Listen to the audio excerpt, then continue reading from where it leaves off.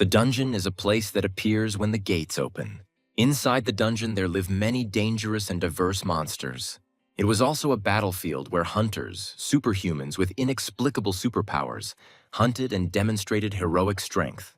In the 10 years since the gates first appeared, hunters and ordinary people have learned to coexist, and the popularity of hunters has gradually increased. However, there was only one way to become a hunter. You had to climb from the first floor of the tower to the 100th, and at the same time become stronger. Before awakening, all hunters are summoned to the tower, become superhumans, and transform into hunters who will fight in the dungeon. All the hunters said that one must climb the tower as high as possible, because then a person will gain even more power. However, there were more than 80% of people who couldn't even pass the tower training. Depending on the different floors, which had different difficulty levels, hunters were given different ranks from E to A. Well, the main character at some point found himself in front of the 100th floor and planned to conquer it. He had some small scratches on his face from the previous battle, and his armor was a little broken, but the boy was still determined. Some time ago, our main character was looking at the screen of his phone with delight. Looking at the picture of a hunter named Hans, who was an S level, the guy said that Hans was too good looking in everything. It was also known that during all this time, Hans was able to climb more than halfway, 61 floors. Suddenly, the guy's admiring gaze became somehow thoughtful and cold. Our hero wondered if he would ever be able to receive the tower's call and end his vile life. A feeling of melancholy washed over the boy, and he suddenly remembered how he used to spend time peacefully with his family. He also remembered his friends, who were no longer around. The boy's thoughts were interrupted when someone suddenly hit him on the head from behind, causing discomfort. Turning around, our hero saw the one who hit him on the head and said with displeasure that the red-haired man was constantly looking at his phone. Pointing his finger at his forehead, the dark-haired guy said that all losers behaved like that, and then asked if our hero knew that they would soon be going underground to clean up. Suddenly, another guy approached our hero and apologized for the behavior of his friend, who was unable to choose his words. Hearing this, our hero waved his arms in different directions and said that there was nothing wrong with it. The inventory clerk's positive reaction satisfied the guy, but he didn't express it in any way. When all three guys went forward, our hero was already loaded with equipment that he was obliged to carry. After some time, they were all moving through the forest, Nick walking ahead of them all. Although it was strange for him that he was released forward, because a monster could appear and he was like cannon fodder. However, turning around, he saw the same guy who had apologized smiling sweetly at him. This made Nick breathe a sigh of relief, and he was glad that he had such a good guy on the team. But the very next moment, Nick was kicked forward by that same guy. Due to the strong push, Nick fell to the ground and dropped one of the bags that he had been holding in his hands. After the fall, he turned around worriedly and asked the guys what they were doing. Looking at his companions, Nick saw that they were using defensive mana. Suddenly, that same smiling guy took out his phone and, saying that the long-awaited dogfights had returned, began filming what was happening. Hearing some noise behind him, Nick turned around and saw that someone was approaching him. It turned out that several beast-type monster hounds had approached the guy from behind, gathering in a pack and posing a threat. While Nick stood up and looked at the three dogs, the guys behind him told the viewers to place bets and support the broadcast with their donations. Hearing about how there had been no dogfights for too long, Nick realized that it was all a trap. Dogfighting is a fight in which an ordinary person or hunter is placed together with a monster and forced to fight until one of them dies. But since these fights were illegal, Nick understood that those bastards would not leave him alive even if he won. Clenching his fist, Nick finally understood why these guys had so much bigger rewards than the others. As the dogs slowly advanced forward, the noise from their paws increased the tension in the atmosphere. Suddenly, the first dog pounced on Nick, and the boy could only step back in fear and scream. However, at the last moment, Nick managed to pull out his dagger, which he held in front of himself, and suddenly someone's blood appeared. When the dog moved away, Nick lowered his eyes and touched the scratches left by the dog's claws. Watching his own blood flow, the boy didn't understand how he could fight such monsters. The next moment, he looked up and saw one of the dogs jump high into the air. Suddenly, the guys who brought Nick here told him to cheer up for the sake of the spectators who had already placed their bets. By that time, the guy already had scratches on his face, and he was trying to hold back the dogs with his hands. The moment someone asked if he was going to become monster food like his parents, Nick immediately tensed up. Gritting his teeth and with hatred, Nick called them bastards. Turning around at them, the guy sternly said that they would all die today. The guys just laughed at his words and said that he was the only one who would die today. Ignoring their words, Nick grabbed the whistle that was around his neck. Taking out a whistle, he blew into it and created a sound that surprised everyone present. Because of the loud noise, the dogs also immediately tensed up and began to growl with displeasure. Noticing something was wrong, the watching guys told Nick to stop and were very scared. After passing through the defense mana, they decided to run up to Nick and told him to stop causing aggression. One of them reached out to the guy and demanded that he give up the whistle. However, he did not notice how one of the hounds sank its teeth into the outstretched hand. Following one dog, many others appeared who also wanted to pounce on the guy. A few moments later, the bitten guy and his two friends found themselves surrounded by dogs. When people started screaming, Nick smiled and reminded them of his words. But suddenly he heard someone barking from the side and abruptly turned his gaze in that direction. Raising his head, he saw a huge dog attacking him with its mouth open. Noticing the threat, Nick attempted to dodge. However, he was unsuccessful, so the dog sank its fangs into the boy's shoulder. After a while, an exhausted Nick tiredly opened his eyes, lying on the ground and looking forward. He saw that the dogs had torn his companions to pieces, and also that some dogs were crowding around him. Closing his eyes, Nick thought about how he tried his best to survive, but ended up becoming food for the monsters. Suddenly, Nick saw a notification that the conditions had been met and the tower was inviting him. When the guy woke up, he was lying on his back on the hard floor in the middle of an open and empty hall. Opening his eyes, he abruptly shifted his body position to a sitting position and looked very alarmed. As he replayed in his head the last events that happened before he lost consciousness, the guy wondered why he hadn't died, even though he should have. Then the guy again felt that the tower was inviting Nick. Still sitting on the floor, Nick wondered about being summoned to the tower and resurrected for coins. It turns out there were coins that allowed you to come back to life if you died inside the tower. Regardless of what kind of death it was, a person could still return to life. Then Nick thought about what they said. Each person has a different number of coins, and their number can only be found out after completing the training. When the greeting notification appeared in front of Nick, he was very surprised by it.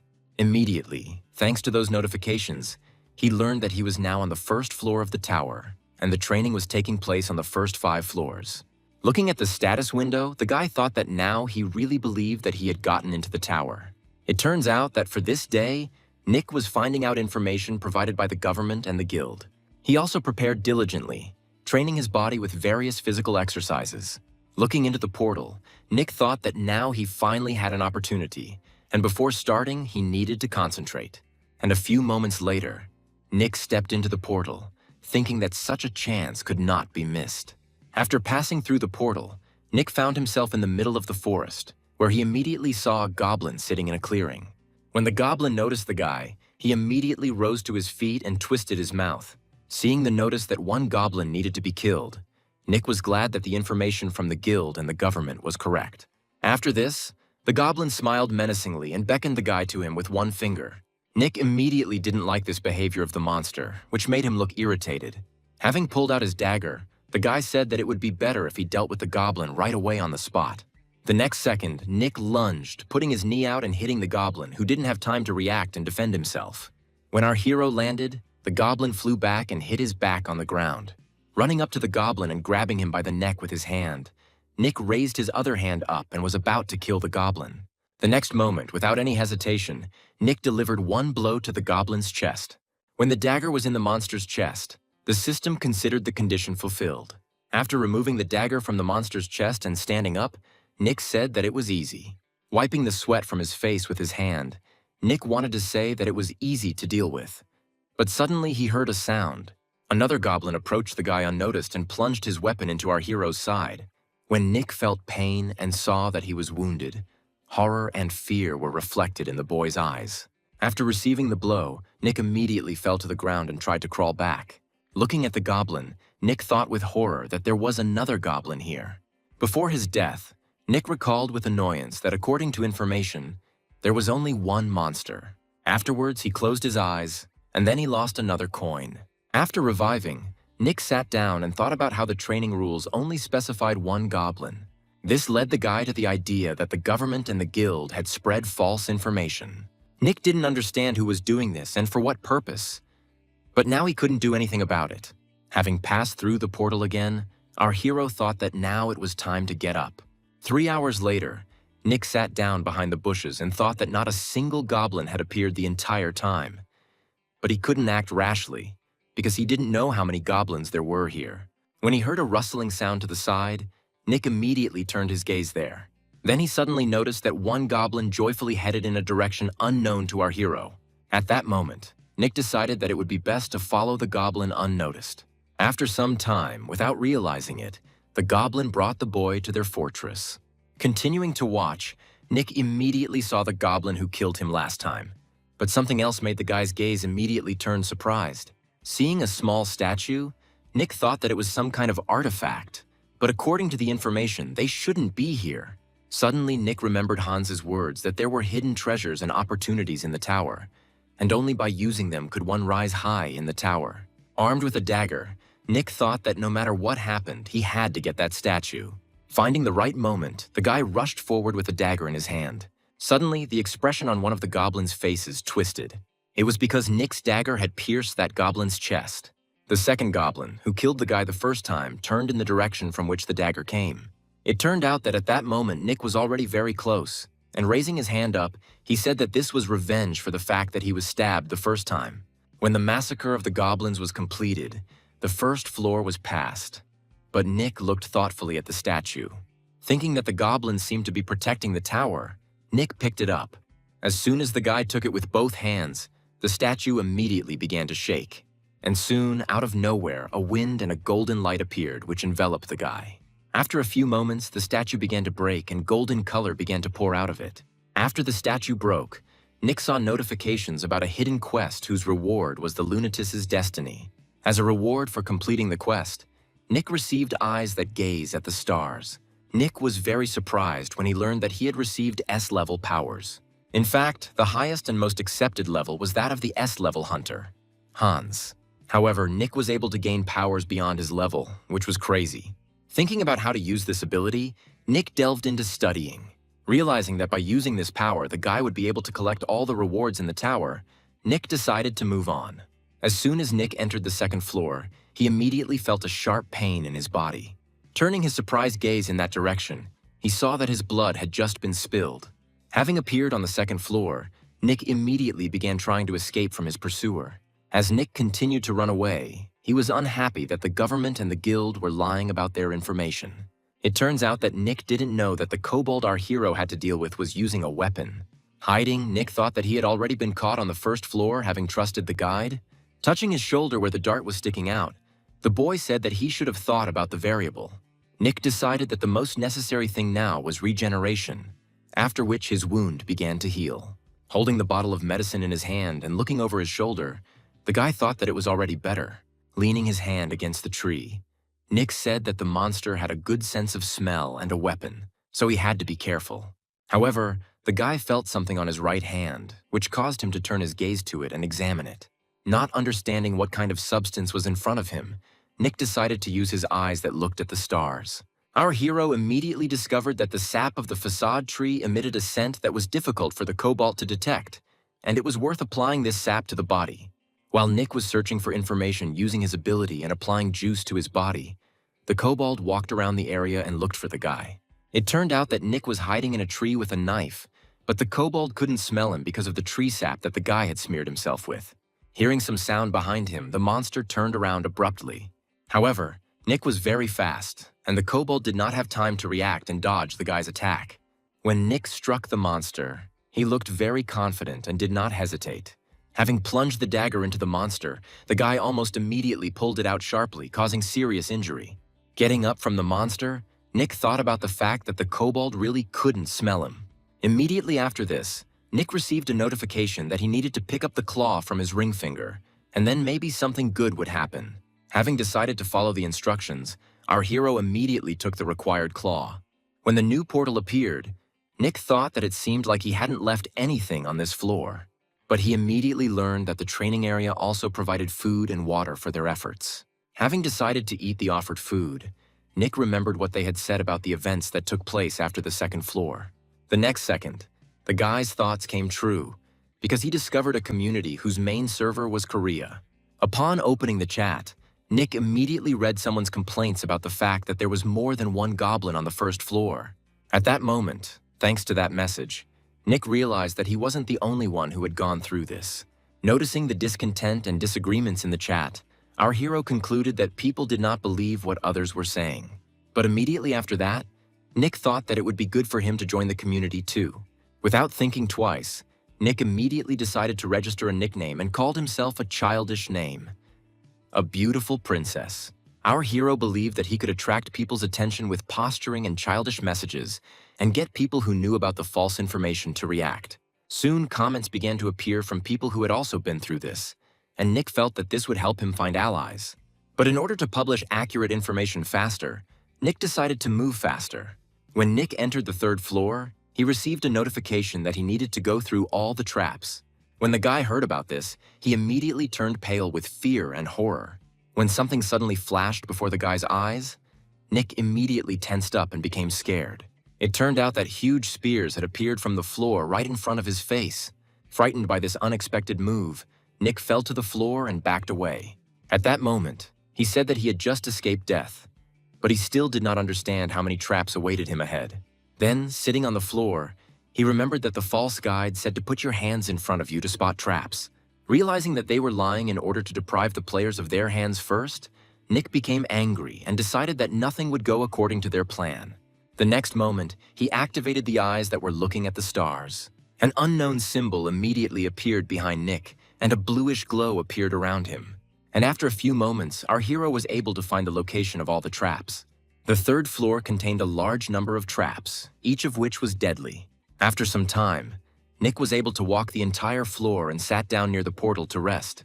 Thinking that at least this time they gave him a filling and good lunch, Nick decided to open the food box. Having started to eat the food, the guy sighed heavily and thought that those traps were really terrible. One of the terrifying traps was an old pendulum clock, which Nick successfully passed. There was also a bright fire show trap that Nick quickly ran past. When the blade trap came across, our hero had to jump high. Holding his lunch in his hand, Nick suddenly thought that if he didn't have this ability, he wouldn't be able to get through this floor even with 100 coins. Suddenly, a ringing sound was heard from somewhere above, which the guy immediately noticed. Seeing his stats, the guy remembered the words about how people were born with magical powers, and Nick's stats were supposed to be the highest among the newcomers. With the thought that he could be talented, the boy stuffed the spoon with food into his mouth with satisfaction.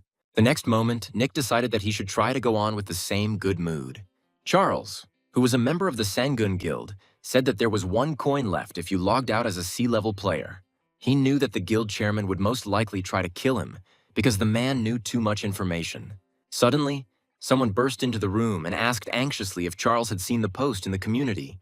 Then the newcomer reported that someone was causing a stir again in the training area channel. Charles said with displeasure that his head was already hurting, so it was worth just showing him. Charles thoughtfully read the post about the traps that were in the first half of the third floor. When he read about what was in the second half, he became even more angry. But when he saw the call not to believe the information from the government and the guild, he could not contain his anger. Unable to contain his aggression, the man violently struck the table, breaking it in two and frightening the other man. As the wood chips from the table flew in all directions, the man turned to Charles with concern. Charles furiously gave the order to find the author of the publications, after which the man ran away. In his anger, the man thought that if he didn't settle this, his head would be cut off. Not understanding how that man dared to show off, Charles decided to kill that man. Seeing the announcement notice, Nick wondered if anyone had mentioned it. Then the guy carefully read the information that he helped the followers, which is why he was given the title of Conqueror. Upon hearing that he had been awarded the title, the boy spat out his drink in surprise, unable to control his emotions. Our hero was surprised that he was given a developmental title, which raised all indicators and had a reward system. After reading people's happy comments, Nick concluded that the title was given due to the positive reactions of others. Because their opinions coincided, Nick hoped to become comrades with them, but he did not yet know what kind of people they were. However, in addition to the positive comments, Nick also saw those that said the third floor wasn't all that difficult. Someone was constantly stirring up trouble. The guy's mouth twisted at the thought that people did this out of fear that it would be revealed that the information was false. However, our hero was pleased with himself at the thought that he could expose all their lies himself. During this time, Charles managed to smoke a large number of cigarettes due to nerves. Nick was wondering if anyone would be able to follow him, as he intended to become stronger during this time. Suddenly, on the third floor, there was a hidden place, a hellish pit. However, at that very moment, Nick discovered 3 hidden artifacts: a clockwork part, a level A secret jewel, and a level A explosive scroll. When Nick got to the 4th floor, he had to climb a rock. Then he noticed a dark blue tree that needed to be pulled out, and then maybe something good would happen. Seeing this notification, Nick cried out joyfully that this was true and he had been expecting it. When the 4th floor was completed, he was glad that there were no coincidences with the guide. Falling to the ground, he was indignant that the guide did not mention that the height of the cliff was controlled by the artifacts available. Suddenly, the guy's gaze fell on a stone that was magical and had some kind of inscription on it. Nick picked up the stone and read that it had a name written on it: John Traylor. In fact, John Traylor was a great sage and long ago climbed to the 92nd floor and was able to create a homunculus. But Nick knew that no one had ever gone above the 64th floor, and there was also a previously unknown homunculus. All this led Nick to the idea that the tower existed even before it became known. Thinking about all this, Nick scratched the back of his head thoughtfully. Having started to examine his bags, the guy decided that there was no point in thinking about it now, because he wouldn't find out anything anyway. Walking towards the portal, our hero said that if he climbs higher, he will gradually learn everything himself. There was a look of determination in Nick's eyes as he prepared to begin the final floor of training. On the 5th and final floor of the training, you had to deal with a boss monster. The news that he could use his abilities made Nick very happy. But suddenly a notification appeared about increasing the difficulty due to the fighter's level, and a huge high-class monster appeared in front of Nick. Seeing such a giant in front of him, Nick thought that it was too much. The fish warrior was a sea-type monster and its power was reduced on land. However, upon hearing that the monster was 3rd class, Nick was very surprised. Without giving the guy time to think, the monster pounced on him with its mouth open. However, the monster struck with its trident, which Nick was able to dodge and survive. When the monster tried to grab the guy with its hand, Nick also managed to react and ducked. Looking up at the enemy, our hero wondered if this was really a light version, if the monster's level was so different from those Nick had encountered before. Trying to save himself, Nick began to run away, but the monster furiously pursued him. Using his vision, Nick said that he couldn't win with his bare hands, so he needed abilities. Using his vision, our hero managed to find the location of all the skill boxes. To begin with, the guy decided to pick the skill boxes that were closest to him. As Nick ran towards the 2 boxes, he was very hopeful that they would contain good abilities. Reaching forward, our hero gave the command to open the box. When gray smoke appeared ahead, obscuring the view, the monster was a little surprised. The smoke screen caused the monster to stop, and Nick was a little pleased that he had blocked the enemy's view. However, when the fish warrior screamed loudly and cleared the smoke, Nick immediately began to run away. He immediately decided to head to the next box. Nick ran at full speed and almost managed to reach his goal. However, it turned out that the fish warrior made a jump and almost managed to catch up with the guy. Landing and raising dust into the air, the monster was immediately able to grab Nick with one hand. At that moment, Nick was only indignant that the monster was too fast. Taking out his sword, Nick decided to try to attack the enemy and plunged it into the warrior. The dagger went very deep into the skin, and the pain was immediately reflected on the monster's face. The next moment, Nick was thrown to the side in anger. After rolling on the ground for a bit, the guy broke it. Enraged, the fish warrior swung his trident and growled at the boy, preparing to kill him. But by extending his hand, Nick was able to activate the box to which the monster had involuntarily thrown the guy. Just as Nick was rejoicing over the fact that he had received a firebomb, a new danger was approaching him.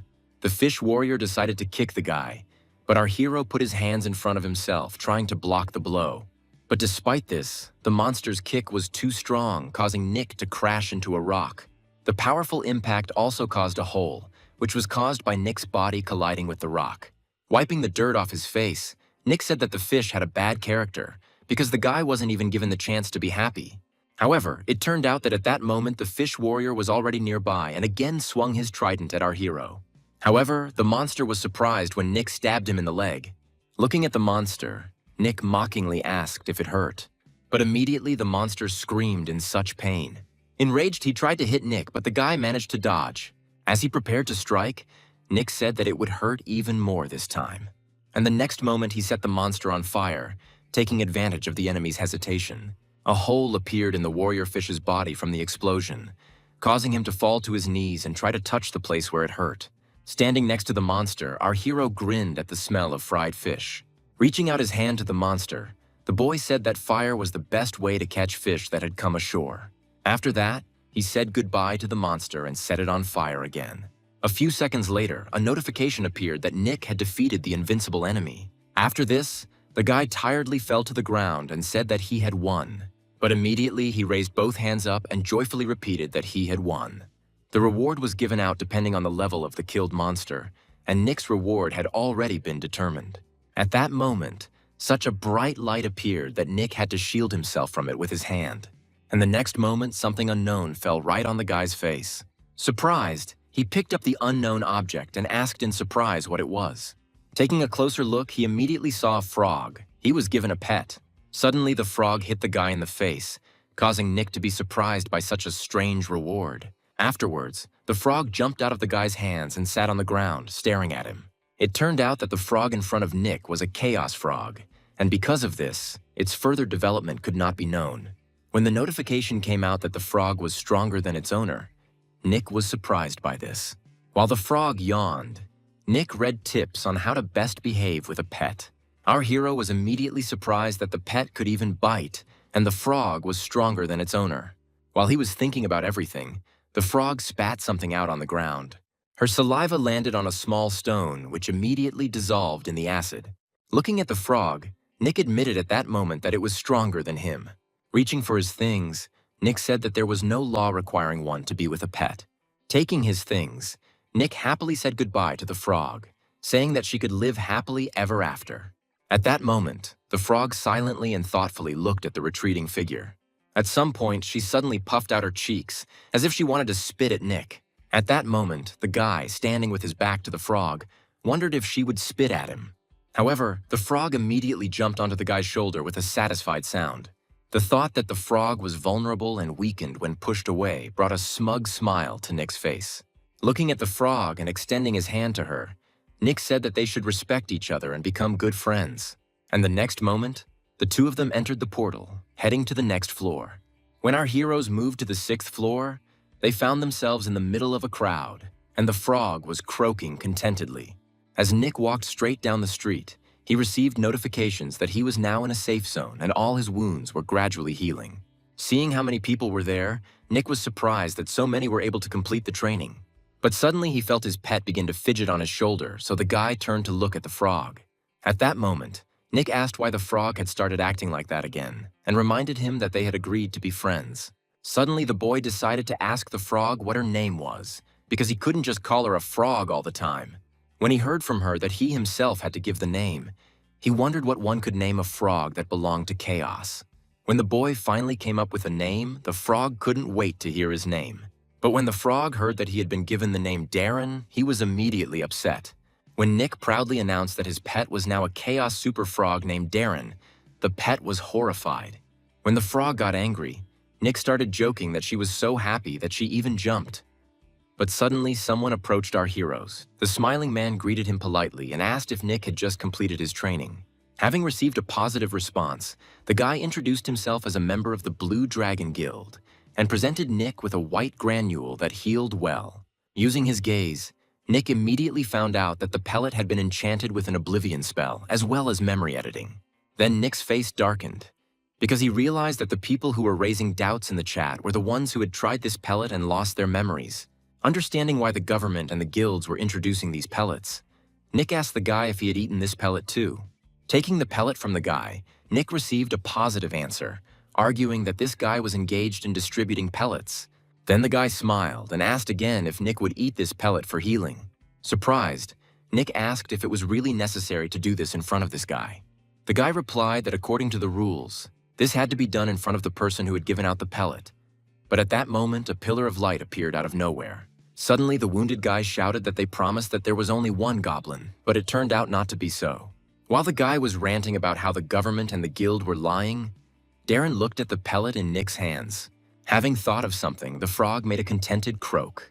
He then abruptly snatched the pellet from Nick's hands, who wanted to ask if the guy was on the 1st floor. However, he did not have time to finish his question, because he was very surprised that the granule suddenly disappeared. At that moment, the guy from the guild turned to Nick, wanting to check if he had eaten the pellet, and Nick replied that he had just eaten it, and when he asked him to state his name, Nick gave a made-up name: John.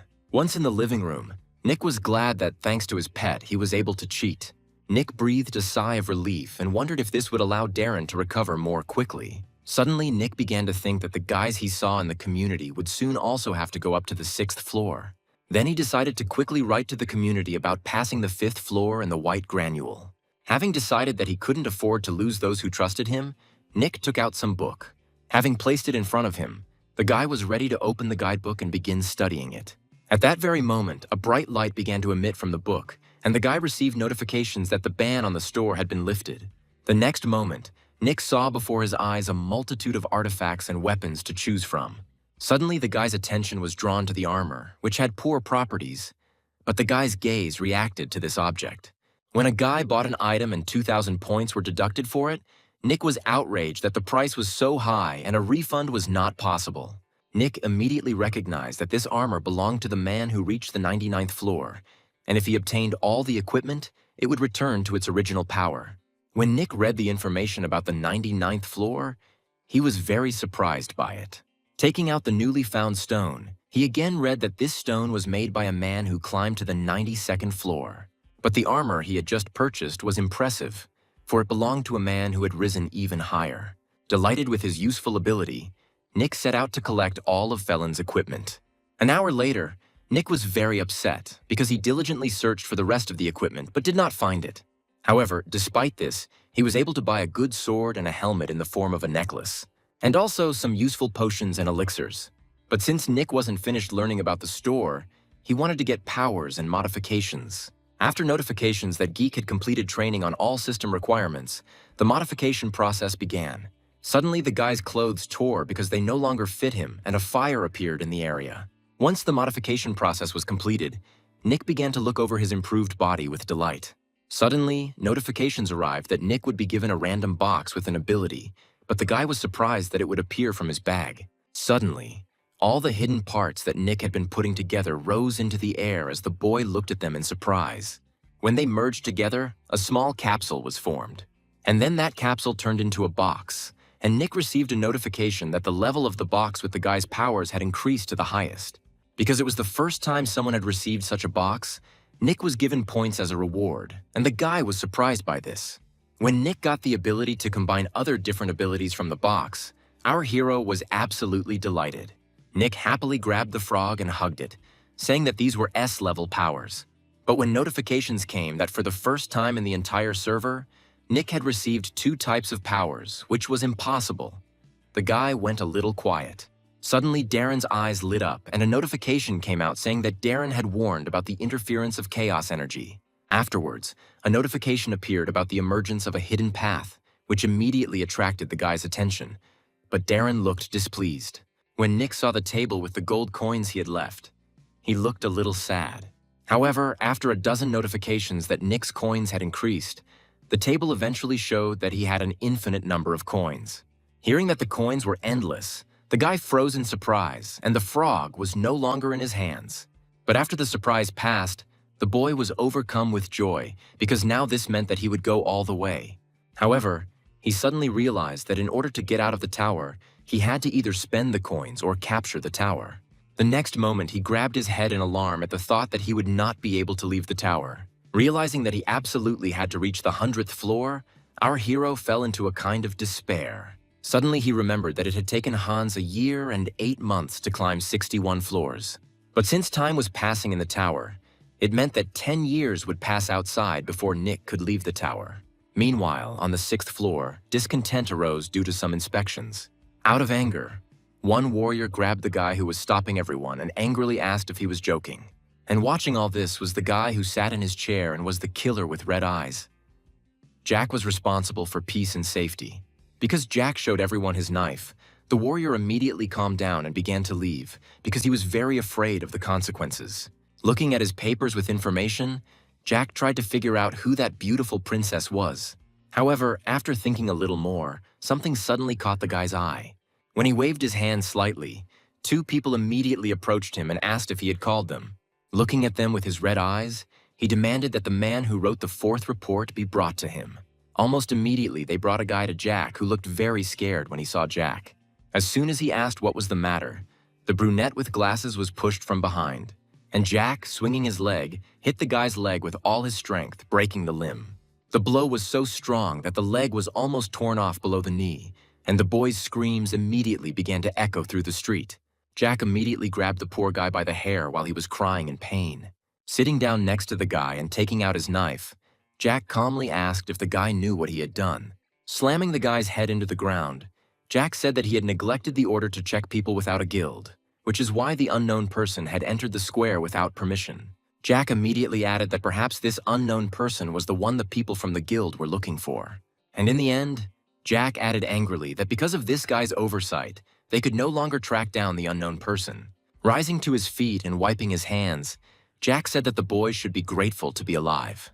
Turning to the rest of the soldiers, Jack said that they needed to block all the portals and find the man who introduced himself as John. As soon as Jack said to carry out his order, all the soldiers instantly ran in different directions. Having had a good rest, our heroes yawned loudly after sleep. Stretching out on a chair, Nick said contentedly that after a hearty lunch the tension had disappeared, and Darren confirmed this. Poking the frog in the stomach with his finger, the boy told Darren that he really was a glutton. Suddenly, Nick heard disgruntled voices saying that the portals were now closed, but people from large guilds were being released just like that. Nick was very surprised to hear that the portals were blocked. Having climbed the tree, our hero said that all the portals were indeed closed. Arriving at the last fifth portal, Nick saw that there was a crowd of guards and people who wanted to pass around it. Nick suddenly thought that there was little security here, and perhaps it would be worth breaking through by force, but he was unaware of his abilities. Nick also realized that he had never fought with several people before. Having weighed all the possible consequences, Nick decided that all he could do was wait.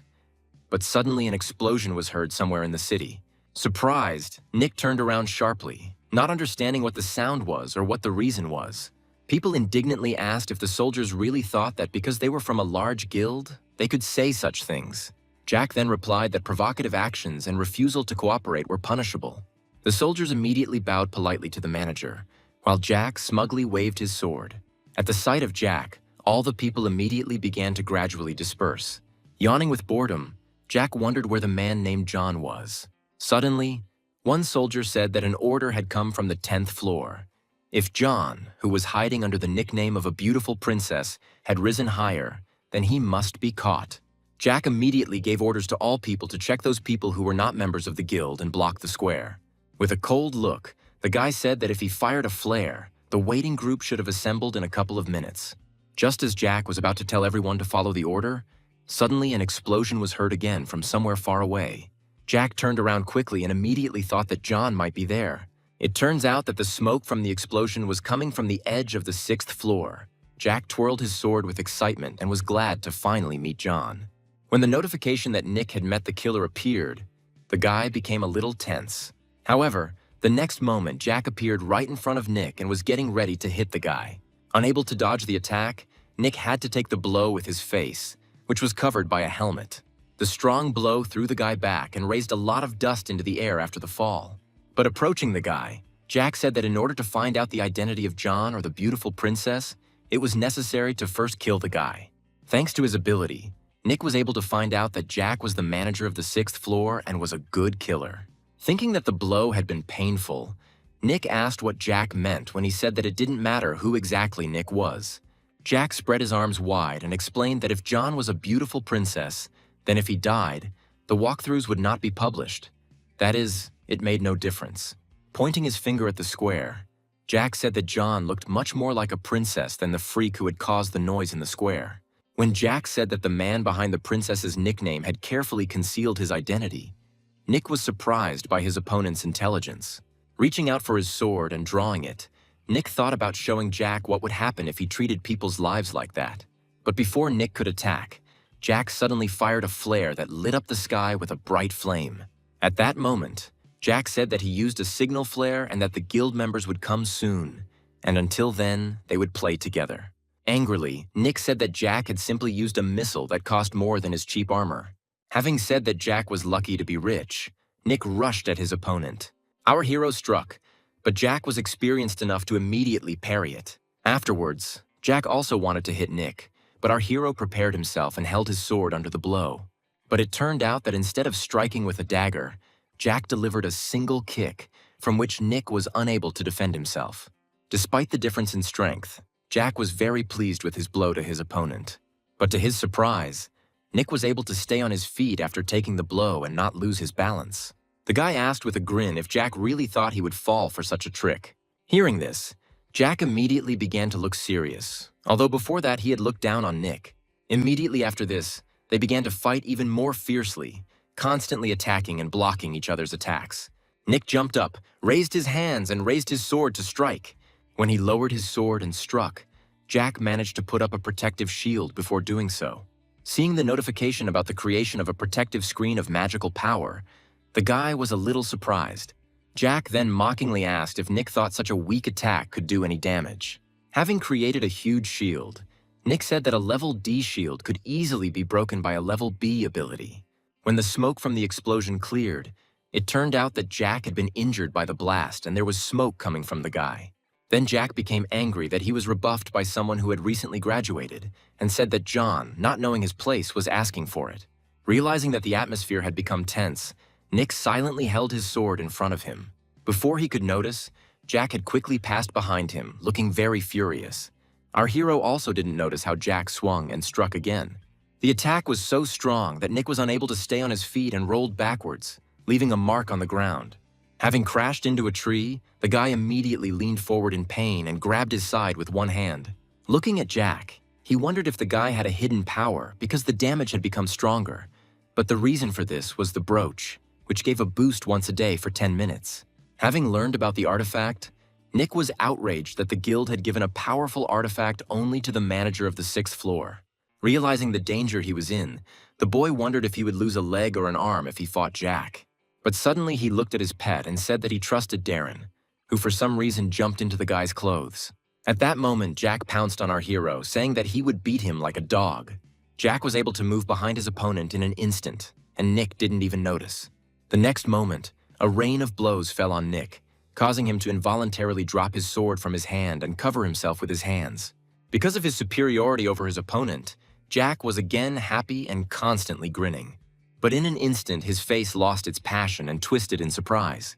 It turned out that in the heat of battle, Nick was able to catch Jack's leg, and he grinned at himself, pleased with himself. At that moment, Jack felt himself being pulled forward, and he could not resist it because he lost his balance. However, to his surprise, his opponent hugged him tightly. Confused by this incomprehensible move, Jack asked the guy what he was doing. Then Nick looked at his enemy and said with a grin that he noticed that Jack loved firecrackers. At first, Jack didn't understand what was going on, but the next moment he felt a strong warmth as Nick began to use the firebomb skill. There was a huge explosion immediately, leaving behind smoke, and the soldiers were worried about the manager. Having received serious injuries, Jack could only discontentedly call his opponent a freak. When Jack asked the guy if he wanted to die together, Nick happily said that he didn't want to die. Nick said that only Jack would die, and this was because Darren, who was under the guy's clothes, was treating him. And then the guy with a creepy grin and voice asked if they would continue what they had started. Then another explosion occurred, no less powerful than the first explosion. The light from it was so bright that the observing soldiers had to cover their eyes with their hands. But as soon as the explosion died down, they opened their eyes. And this happened in a circle many times. This continued until Nick finally dealt with the killer and received a reward for it. When Jack was already dead, Nick saw a notification that he would be given one random killer skill. The watching soldiers standing behind suddenly wondered what the boy was doing. It turned out that after Jack's death, Nick also decided to take 2 artifacts from him. Turning to the soldiers, Nick said with a grin, pointing to one artifact, that it was now his. Afterwards, Nick calmly walked towards the portal, and no one dared to stop him. As soon as Nick reached the 7th floor, he sat down and exhaled tiredly because he almost died. Looking at the 2 artifacts he had obtained, the guy still said with a smile that it had been a useful duel. Now our hero had 3 artifacts at his disposal, one of which he had acquired earlier. But while the guy was quite fixated on the objects, Darren croaked discontentedly. Then Nick admitted that without the help of Darren, who constantly treated the guy, he would not have been able to win the fight. Realizing how important the pet's help was, Nick smiled and joyfully patted him on the head, thanking Darren. However, even after a gentle pat on the head, the frog continued to express dissatisfaction. Nick immediately guessed that the reason was that you can't put a thank you in your pocket. That's why he decided to get lunch, which had a lot of meat, and it also improves regeneration. After saying it was only worth 300 points, Nick asked Darren if he liked it, who was already very pleased. After some time, Jack woke up, getting out of bed in alarm. The guy immediately remembered how exactly he lost to his opponent. Scratching his head, the boy thought with annoyance that one skill had also been taken away from him. Remembering the image of John, Jack thought that he would definitely find the guy and kill him. At that very moment, the guy whom Jack had beaten up earlier came into the room. Seeing the new arrival, Jack said without hesitation that from today he was leaving his position as manager. Getting out of bed and getting dressed, Jack said that he would hand over the responsibilities to the guy so he should follow him and study. But first it was necessary to sort out the mess in the square. Approaching the guy, he asked if they had caught the one who was causing chaos in the square, but Jack had yet to find out about that. Later, Jack was brought to the square and he couldn't hold back his verbal abuse while the other guy stood tensely behind him. It turned out that the man could not be stopped. So the portal was broken through and everything in the area was destroyed. Entering the battle, Nick immediately tried out his new skill, Threat. In an instant, all the goblins in front of the guy were paralyzed for a while. However, this was enough to deal with each of them and fulfill the floor's conditions of killing 10 goblins. Looking back, the guy thought with a grin that Jack's ability had proven very useful and had helped him quickly deal with his enemies. However, Nick thought that it would be better if he received kicks or a shield, and then he thought about whether he should go straight to the 8th floor. But Nick thought about the fact that there was a development area from the 7th to the 9th floor, so maybe there was something else in that place.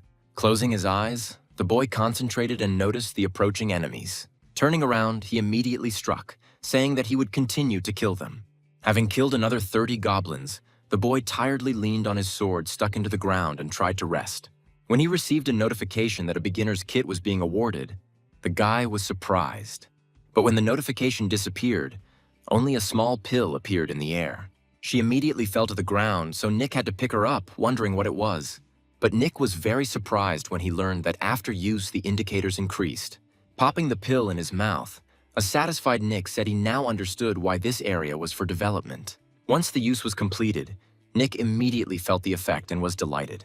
But suddenly the guy realized that he needed to hunt to raise his stats, and the monsters he had killed before didn't count. Nick instantly became more cheerful at the thought that he would become very strong if he killed 100 monsters. Because Nick was too fierce an opponent, the goblins only ran away from him. However, they were not strong enough to avoid the fire the boy was creating. At that moment, it turned out to be Nick's 125th killed goblin. Only when Nick saw the notification that he had reached the limit of his indicators for the moment did the guy calm down. Looking down at his pet, Nick praised Darren for a job well done. Nick said he wanted to rest, but suddenly a notification appeared about a unique quest that required him to defeat a boss monster. But Nick was a little upset that he couldn't see the unique information about this quest, even if he used his vision. Jumping up the tree, the guy said that his powers were not infinite and now he himself would have to look for the boss. Then the guy thought about the fact that there were only goblins in the arena, so the boss must also be a goblin. At that moment, Nick remembered all the types of goblins he knew that were stronger than the standard ones. The guy immediately ruled out one goblin, but he thought about the other two that he could easily notice them, since those species form a cluster of goblins. The conclusion was reached very quickly due to the information known to Nick. Very quickly, our hero realized that the boss in these circumstances was a goblin with jewels. Nick knew very well that the goblin with the jewels was a coward, and was very interested in the jewels. He then began to think about how to catch the goblin, while Darren noticed a butterfly fluttering nearby. But he immediately looked away from her when he felt a warm hand on his head. Leaning towards Darren, Nick said eerily that it was time to earn his keep. Suddenly, from the outskirts of the arena, the goblin smelled a familiar scent. Looking at the exit of the cave, the goblin thought that there was a scent of jewels outside it. But he also smelled the blood of his other brothers, so he didn't understand what he should do. But after a short thought, he cheerfully rushed forward because he believed that he must definitely follow the smell of jewels. While moving through the forest, He could navigate very quickly by smell. And finally, he managed to find a golden statue in the middle of the forest. Seeing the golden figurine of a frog, he was very happy with the find. Meanwhile, Nick, sitting on a tree branch, was watching Darren from above. Playing the statue, Darren turned to look at his friend. Nick smiled and told him at that moment that he didn't have much longer to stand. At the same moment, some rustling was heard from the bushes nearby. While the goblin was trying to find the unknown jewel, Nick had already noticed the enemy. As soon as the goblin's gaze fell on the statuette, he was immediately surprised. Seeing the frog, the goblin was very happy with his find. And then the goblin's body changed its shape because the interest in the jewels gave him superior strength.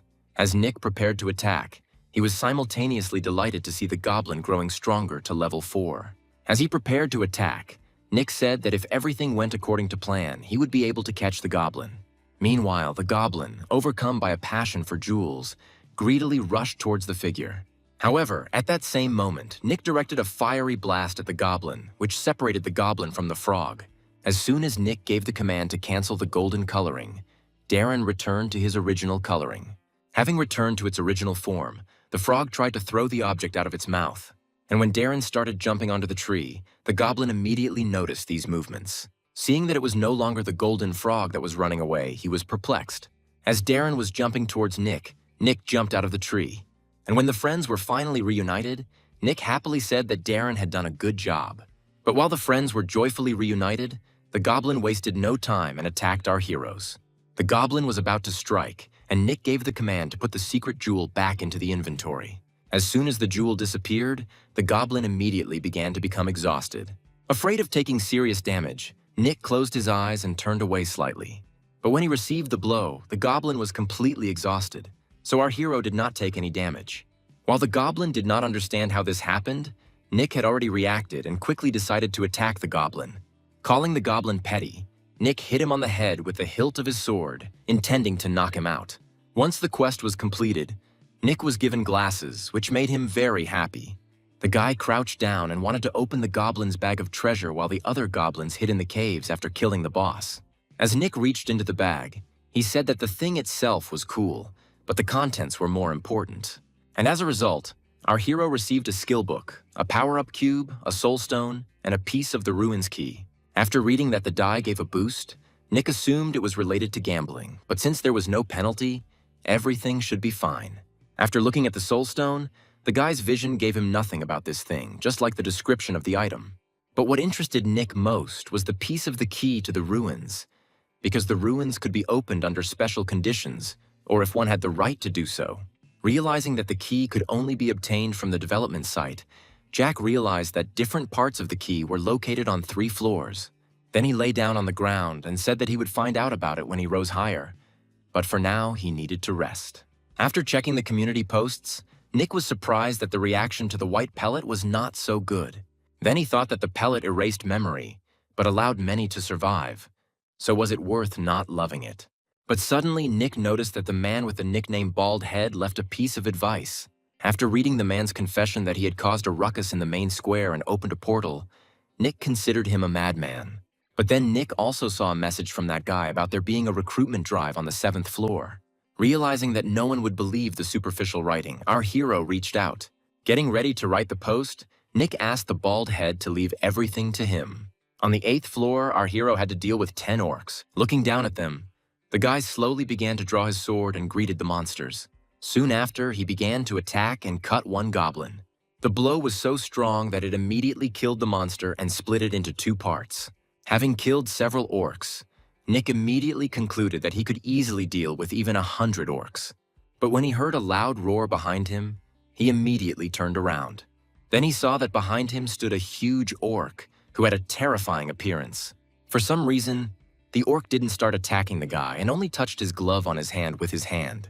At that moment, both Nick and Darren were surprised and did not understand what was happening. And the next moment, an orc's glove flew into our hero's face, which he took off. Frozen in place, Nick did not understand what was happening and how he should react to all of this. As the glove fell to the ground, he turned his gaze to it, and then a notification came out that the orc had challenged the guy to a duel. But almost immediately, the time for an answer expired and the fight began. But this made Nick feel very strange. As soon as the duel began, a light immediately lit up the orc's eyes, and the guy was perplexed and confused. The next moment, a mini arena was created, which protected the fighters from all other orcs. Finding himself in the middle of the arena, Nick was surprised that there was an orc championship. When the orc opposite him suddenly began to show different poses, Nick was surprised that the monster was showing off his muscles. Nick raised his sword in front of him and called the orc disgusting, and Darren agreed with him. The next moment, our hero used his acceleration skill and pounced on the defenseless enemy. Seeing that the enemy had attacked him with a sword, Oru managed to call the guy a vile coward. The next moment, Nick attacked with his sword, and the orc did not understand how the enemy could attack while posing. After the orc died, Nick immediately received 500 points as a reward for the fight. Stretching his shoulder, our hero was surprised at how easy the victory had been. Suddenly, the guy noticed an object that was visible from behind the clothes of the dead orc. He developed a strong interest in the unknown object, so he picked up the pendant with gold medals. Upon examining them, he learned that they were a medal of the Molar tribe, and that this mark proved that the owner was a warrior. Deciding that it would be better to sell such a trinket, Nick put several medals in his bag. However, the next moment he saw notifications about an offer to take part in the Orc Championship and challenge the tribal leader. At that moment, Nick was surprised that he thought it was a trinket, but it turned out that the ownership rights to the medals had passed to him. Immediately after this, a notification came that due to the appearance of a strong man, warriors from every clan were being summoned. Suddenly, a strong wind rose around Nick and blurry green figures appeared. Due to the strong wind that arose, our hero had to close his eyes, which is why he did not see what was happening in front of him. When Nick finally opened his eyes, he saw several strong orcs posing in front of him. Suddenly, a notification appeared that the warriors of each clan were excited due to the appearance of a strong man, and Nick thought it was crazy. Unsure how to react and feeling embarrassed, Nick told the orcs not to look at him like that. But turning back, he saw that there were orcs there too, and their numbers were only increasing. The next moment, they all started posing, and Nick was perplexed by the fact that the orcs were only becoming more and more numerous. Suddenly, all the orcs stood next to the guy and began to stare at him, and the next moment, each of them reached for his glove, intending to take it off. This was not the first time this had happened, so Nick knew what would happen next and tensed up. And the next moment, our hero was pelted with gloves from head to toe. Everyone was challenging Nick. A little angry, Nick said that they should all attack him at once. Suddenly, a smoke curtain appeared and the orcs tensed up, some of them even taking out their weapons. Very quickly, the view became limited. So one of the orcs extended his hand forward, wanting to at least feel something. However, he did not notice how the enemy approached him from behind and plunged his sword into his back. When that orc fell to the ground, the others were surprised and outraged. However, they all immediately became angry and attacked the guy in a crowd, intending to crush him with numbers. This only amused our hero, and preparing to attack them, he only tried to provoke the enemies. The next moment, our hero used a threat skill which immobilized all the orcs. Nick then used the boost and took the upgrade cube in his free hand. Then our hero received a burst of damage from the dice, so he attacked the orcs with even greater force.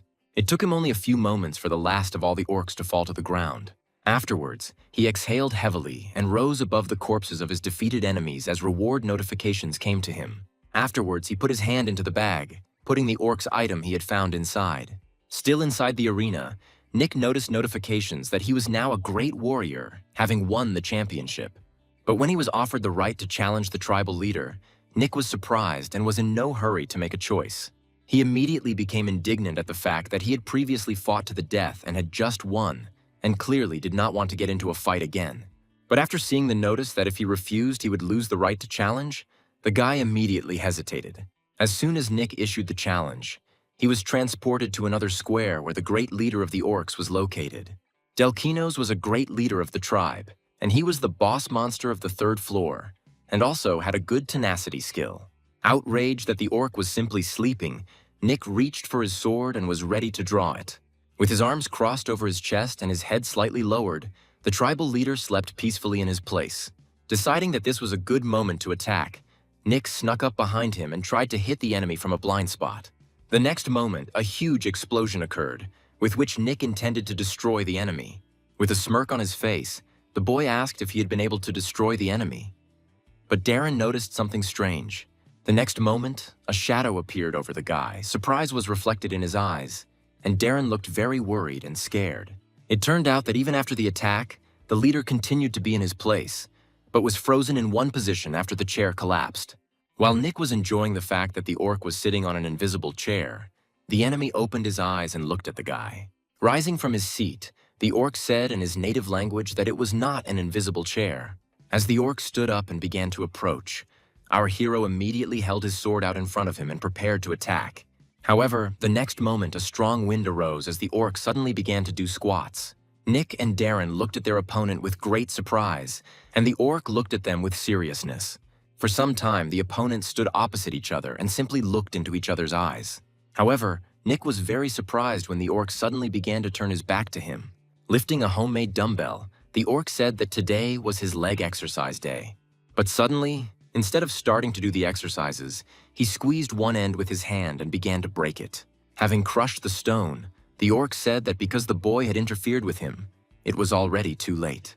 Raising a powerful battle axe, the orc said that Nick must atone for his guilt. As the orc abruptly donned his battle armor and his entire appearance radiated rage, Nick saw a notification that the battle had begun. Suddenly, a deafening roar from an orc warrior was heard, temporarily paralyzing our hero. Taking a defensive stance, our hero asked again if the orc meant that he didn't think about all sorts of nonsense. And immediately after, he used acceleration, which caused him to begin approaching his opponent with lightning speed. Nick quickly ran past the orc and struck him with his sword. At that moment, he turned around, wanting to know if he had been able to deal with his opponent. However, something was rapidly approaching him. It turned out the orc was attacking with an axe, but Nick was quick enough to turn around and put his sword in front of the blow. But even so, the orc's attack was too strong, so Nick fell, raising a lot of dust into the air. While our hero was coughing, the orc's silhouette was visible from behind the cloud of dust. Then Nick immediately realized that this opponent was much stronger compared to those he had met before. The orc didn't give the guy time to rest and immediately attacked Nick again, swinging his huge axe. Raising his axe, the orc brought it down with terrible force, destroying the entire earth with the impact. But it turned out that Nick did not get hit and managed to step aside, and then intended to attack. Taking advantage of the element of surprise, the boy attacked the monster from the side with a firebomb. Our hero was delighted with the power of the level B bomb, but at that moment Darren noticed something was wrong. It turned out that the orc was able to withstand the powerful explosion and immediately attacked Nick, who was thrown back many meters. Lying on the ground after the blow, Nick said with annoyance that the orc did not receive any damage even from the bomb. But after looking at the enemy, the guy immediately realized that when receiving fatal damage, the abilities became stronger. Almost immediately, the orc's wounds healed, and he began to pursue Nick, who ran away, thinking that giving such an ability to the boss was a scam. Roaring loudly without taking his eyes off his target, the orc intended to strike again. Almost immediately, his axe reached the ground, but Nick was lucky enough to avoid the axe. Crawling back a little, our hero continued to sit in place, and the orc looked at him, in no hurry to approach. Having decided that since attacks weren't working, he needed to change tactics, so Nick wanted to use the threat skill. But when this happened, the orc was a little surprised. Looking around, he couldn't see anything because of the smokescreen created by Nick. The orc gripped the axe tighter and began swinging it furiously, trying to clear the smoke. Nick hid behind cover and was surprised that the orc had lifted his paralysis and cleared the smoke on his own, and was now searching for our hero. The boy angrily reasoned that his best firebomb skill was an opportunity for the enemy to improve. He was trying to figure out what other way to deal with the enemy, when suddenly he saw a hint that the bodybuilder's weak spot is their back. Continuing to stare, not understanding what to do with this clue, while the orc was furiously attacking everything in the area, wanting to find the guy, Nick believed that the back was unattainable. Darren suddenly intervened and told Nick to use his abilities. Then Nick realized that if he could merge the two abilities and get a new one, then he would be able to find a way out. After looking through the possible options, Nick was surprised that his vision ability suggested merging certain abilities. But while Nick was rejoicing over the fact that he seemed to have found a way to solve the problem, the orc also found the guy and snuck up from behind. At the last moment, our hero sensed something was wrong and quickly turned back. However, he did not have time to react and avoid the blow of the axe, which split the guy's body in half. Splitting into two parts, Nick's body suddenly lost its usual shape. It was so unusual that the orc was surprised by it too. And then Nick quickly moved to the side, gradually regaining his usual appearance. Now our hero had the ability of fog acceleration.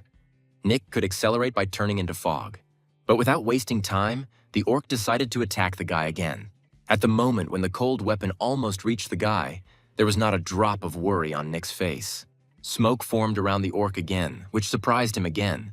The next moment, Nick appeared behind the orc and had already prepared his sword to strike him in the back. After Nick plunged his sword into the orc's back, he hung there, holding onto the sword. Turning around sharply, the orc cried out, asking what the guy was doing. Then the orc tried to reach his back with his hands, but he really couldn't do it. This happened for the first time, so the orc was also very surprised by such an unexpected event. Using the brooch's boost, Nick swung and remarked that the orc seemed to really like swinging. Nick immediately used the weight bracelet and was able to control his weight, wanting to make the orc do squats with the weight. Starting to hit him in the back many times, Nick told the orc that during squats he should not slouch and should straighten his back. However, the moment the orc took too much damage, his resilience skill activated again. However, Nick's eyes showed confidence in his victory, and he was going to continue attacking. Having said that the orc's ability was very unusual, Nick pierced the orc's skin and stuck his hand inside. Then he asked with a grin if the orc could survive if he was fried from the inside. And the next moment there was a huge explosion that tore the orc apart from the inside. When the orc had no strength to continue the fight, he fell to the ground, and Nick rose above him. At that moment, Nick sighed heavily from fatigue, and he received notifications that he had dealt with the leader. And then he raised both his hands up, and closing his eyes tightly, joyfully shouted that he had won. Returning to the arena, Nick fell under a tree and was surprised that the third-level monster was so strong. At that moment, a notification came out that the guy would be given a reward, and Nick saw two sources of light in front of him. It turns out that Nick was given another piece of the key to the ruins, and then he became convinced that the key appeared after defeating the boss. While putting the new part of the key into the bag, the boy wondered what would happen if he connected this part to the first one. At that moment, the two parts connected with each other and together they began to look more like a key. Jack grinned and said that he didn't know where those ruins were, but he intended to find them. But at that moment, he remembered that there was still one more reward left for him. And at that moment, he suddenly saw a strange object in front of him, which caused Nick confusion. The item fell onto the guy and immediately stuck to his face, forcing Nick to peel it off his forehead. After examining the object, Nick soon realized that it was a concentrated clot of the great leader of the tribe, which contained the power of the main orc. As Nick continued to study the subject, he began to wonder if this miracle cure was actually more than just poop. The miracle cure that Nick knew was a precious treasure, because it was the only way to become stronger. Nick remembered the hunter who used a similar remedy and immediately rose to level S. Continuing to look at the object in his hand, the boy realized that this remedy was not so powerful. However, he decided that it would be useful, and to Darren's surprise, he stuffed it into his mouth. Nick blinked, feeling sick, and thought that if this was to make him stronger, he could bear it. But immediately, the power of the great orc began to be absorbed, and Nick's expenditure of physical strength decreased. Nick turned around excitedly to look at his pet and asked how Darren was feeling. Nick smiled, showed his dirty mouth, and asked if he looked strong now. But instead of approving, Darren began to slap Nick in the face and croak in displeasure. Nick asked why he was beaten, and Darren started to explain something to him and covered his mouth with his paw. Soon after, Nick washed his face and admitted that he really did smell terrible. While the guy was taking a shower, he set an alarm, which did not go off because no one approached him. Wiping his head, Nick thought that selling the defeated orc's weapon and buying useful abilities with those points was a good decision. Soon, our heroes formed a camp, and Nick was still happy with the opportunity to buy useful things while he had points. Having handed the purchased food to the frog, Nick offered to eat, and Darren was already delighted. As Nick began to eat, he thought about what he needed to write about completing the floor. Having written down his childhood grievances, Nick was glad that it was now easier to write the text, since he was used to pretending to be a child. Because Nick was working hard to complete the game, he was curious to see how many points he had left until the next reward. But when Nick saw the notification that he only had 89 points, he was surprised because he thought that he would rise faster. Continuing to sit in the community, Nick calmly said that if he continued to post, he would receive the next reward. After reading the message that the guild on the 6th floor had been destroyed again, Nick said that the area was no longer blocked off. However, Nick was surprised that they decided to destroy the guild without any particular reason. But Nick was even more surprised when he suggested that one user wanted to measure his strength with Jack. After reading the discussions about Jack leaving his position and moving up the floors, Nick became tense and thoughtful. Remembering Jack, Nick realized that most likely this guy wanted to catch Nick. Realizing that they would most likely meet at a time when Jack was much stronger, Nick rose from his seat. Armed with his sword, Nick wanted to go and kill more orcs, reaching 100 kills. There were goblins on the 7th floor and one was trying to escape. The goblin was very frightened by his rival, who was furiously pursuing him. Taking aim, Jack threw his dagger at the goblin. He was accurate and experienced enough that he easily hit the target. Reaching the goblin, the boy stepped on him with his foot, causing the blood to gush out even more. At that moment, Jack was able to make his 100th kill and then he was going to move on. Taking back his dagger, Jack was even a little dissatisfied that the information from the beautiful princess was reliable. Clutching his head, the boy thought that his memories were vague, which meant that the information about the white granule was also true. Imagining the beautiful princess, Jack couldn't understand how she could have found out about the pellet and why she was telling everyone about it. Remembering one person, Jack wondered if he could surpass someone who had been different from birth and was able to climb to the 39th floor. But the boy's thoughts were interrupted when he saw a notice about recruiting a beginner. Then Jack realized that he could become stronger and could also rise higher. But he was a little upset when he remembered that John had taken some important artifacts from him. But despite this, Jack was determined and intended to climb up. Soon, Nick was able to achieve his goal. He killed exactly 100 orcs. Having raised all the indicators to the maximum, Nick realized that he needed to go to the next floor. But he knew that that floor would most likely be very difficult, so it was worth rechecking the artifacts.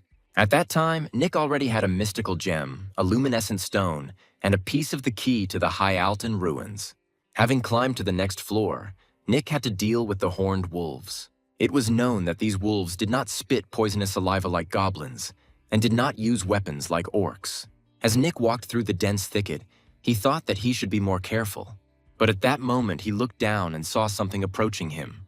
At the last moment, he managed to grab and stop the horn before it could pierce his skull. Looking closer, Nick saw that he had managed to stop the wolf's horn. Nick immediately learned that their basic strength was small, and they gathered in packs and ate victims that they pierced with their horns. But the next moment, he drew his sword and pierced the wolf. Immediately after this, the entire pack appeared, which was hostile towards the guy. Suddenly, Nick remembered how he had been set up, and it reminded him of today's situation. But as soon as the wolves began to attack, Nick immediately began to defend himself from their attacks. The new wolf tried to attack the head again, but Nick anticipated this and ducked. Having cut off the wolf's head, our hero said loudly that he was now a completely different person. And then he rushed towards all the other wolves that surrounded him. They all tried to pierce the guy, but Nick jumped up and avoided being pierced by the horns. The wolves didn't scatter right away, and this allowed Nick to stand on their horns. Saying he didn't have time for these puppies, Nick used the gravity bracelet. And the next moment, he pressed the wolves to the ground with his weight and dealt with them all at once. Nick later thought about the fact that he wrote about the passage on each floor, so the guilds should determine its location. He remembered that the control had increased when he had climbed to the 6th floor, so now he needed to get up to the 10th floor quickly. And then he can tell about the passage of the 9th floor. He couldn't give up now, because after the 10th floor, there were hidden quests from NPC characters. In the heat of battle, Nick realized that if he wanted to safely reach the 10th floor, he needed to quickly get past the 9th floor. The next moment, a huge firebomb exploded in the middle of the forest. And in just one attack, Nick was able to kill 30 wolves.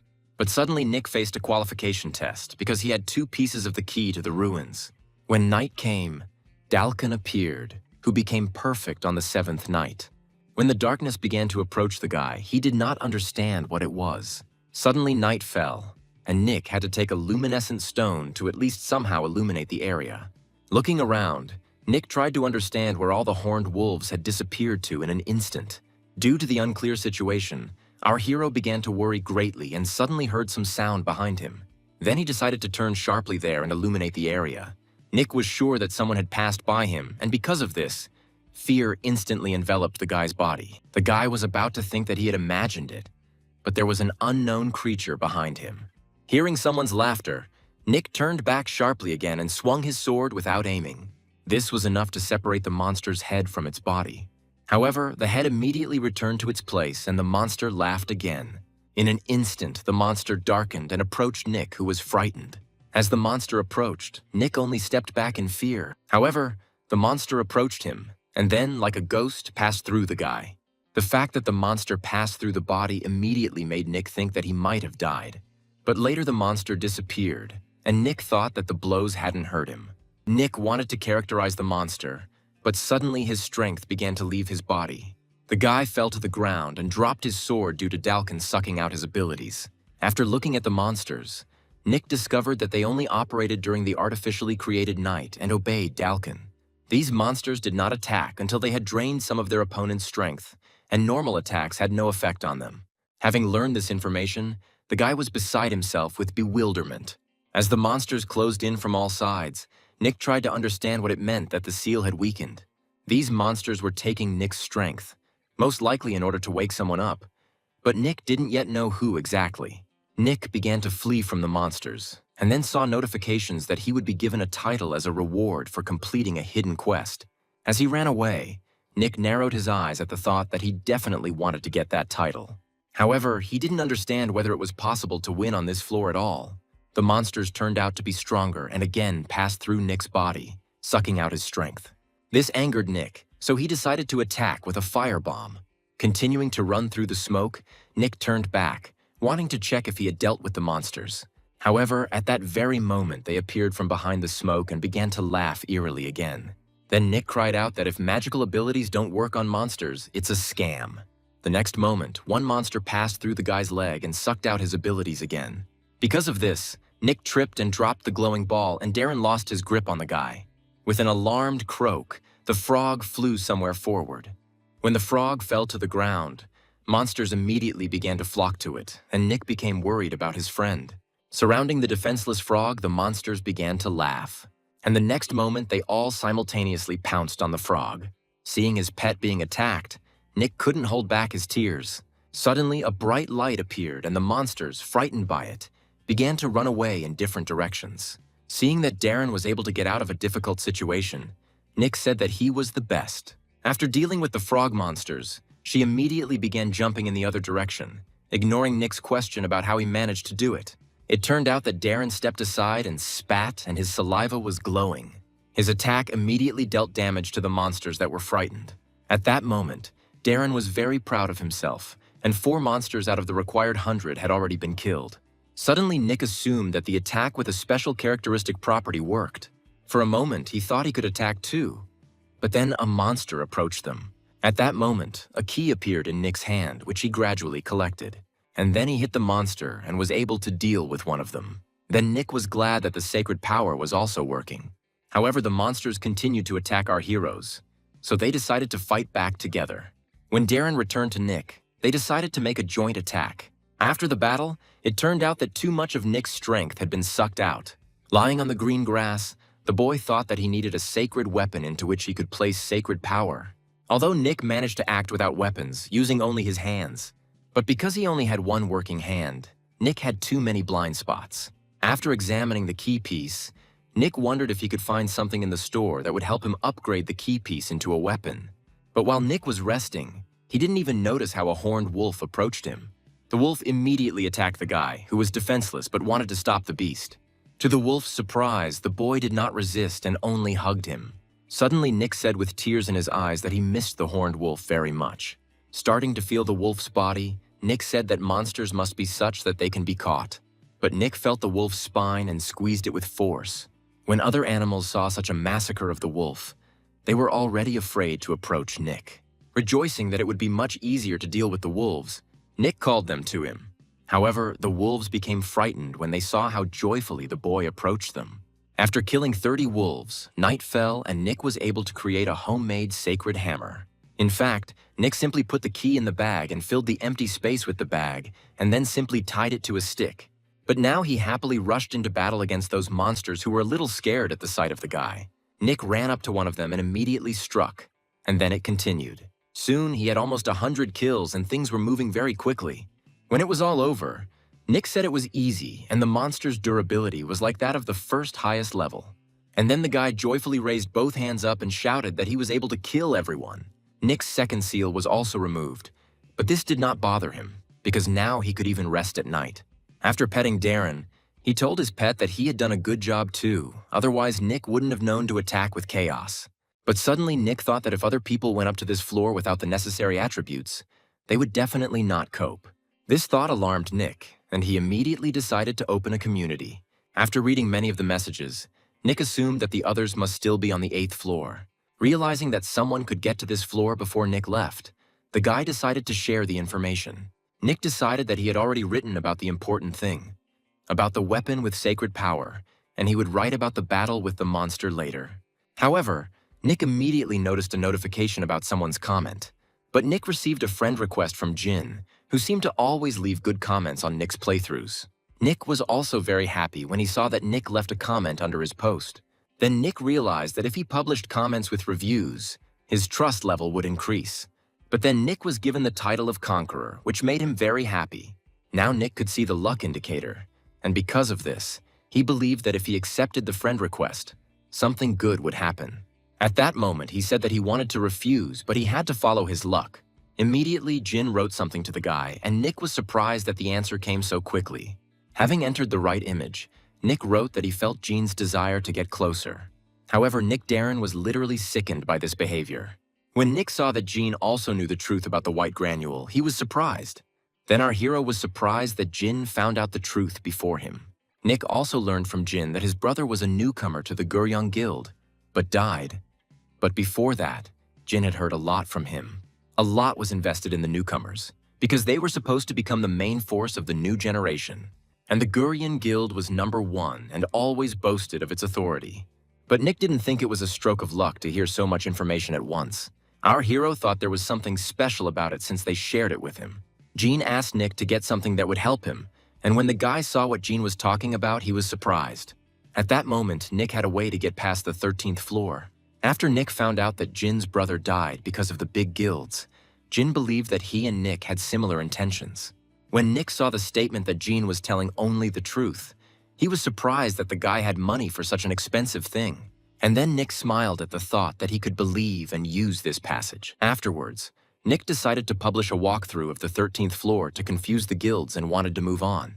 On the 6th night, Nick remembered that Dalkin would appear on the 7th night, so Nick had little time to prepare. Nick had managed to improve his abilities in those days, but he wasn't sure if it would be enough. Thinking back on his past opponents, Nick began to think that more often than not, luck had simply smiled on him. Clenching his fist, Nick determined that this time he would be ready. After that, he bought several skill boxes and wanted to try combining abilities. A little later, the guy picked up the sheet, and he spread it out in front of a small table, onto which Darren immediately jumped. While the frog lay on the sheet, Nick hoped that something good would happen to him. And then, with a sparkle and hope in his eyes, the guy began to open the boxes. As soon as the first box was opened, a ray of light immediately poured out of it. And the first ability that fell out allowed the guy to pretend to be dead.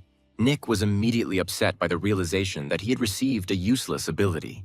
Then Nick told Darren to bring them luck or happiness. The second box gave Nick a killer pose, and from the third, the opportunity to curl up into a ball. After these 2 attempts, there was still no luck. Nick continued to receive useless abilities. Having fallen forward, Nick was in despair and no longer believed in the existence of luck. However, at that moment, a notification appeared about the luck that had appeared. The last 2 dropped abilities that would be useful for Nick to fuse. Saying that Nick now only trusted Darren, he began the fusion of abilities. On the 7th day, Nick counted the wolves he had killed, which was enough to complete the beginner's set. Holding his sword in front of him, Nick said that if he killed 30 wolves, an artificial night would come. Approaching the last wolf, Nick was going to kill it in order to meet the boss. Nick quickly approached the wolf and inflicted numerous cuts on it. Nick swung his sword, looked up at the sky, and thought that now everything was about to begin. The next moment, artificial night really did arrive. At the same moment, the seal of Dalkan began to be removed, but it was not completely removed. Nick watched from afar as the first 2 seals were removed. And then, from somewhere behind the mountain, someone's howl was heard. Soon after, someone was rapidly approaching our hero. Nick received a notification that he should be careful, because the wolf Dalkan raised his body. But at that moment, darkness approached Nick from behind. It became so dark that he could not see anything at all when suddenly a source of light appeared. Using night vision, Nick was surprised to see 2 moons in the sky.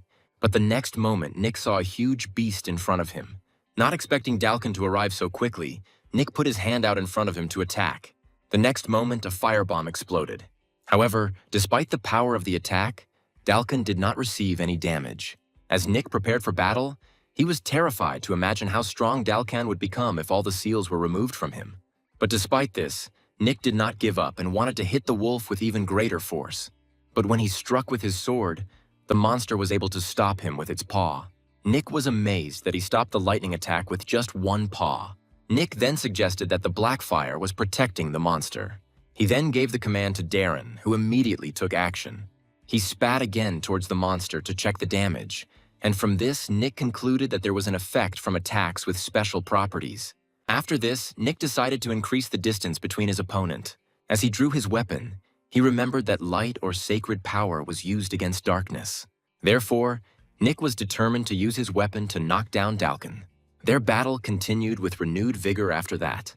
Dalkan attacked as fiercely as Nick, but the guy tried to avoid the attacks. Nick tried to keep his distance, but the wolf kept trying to grab the guy with its paws. However, Nick continued to fight him off furiously.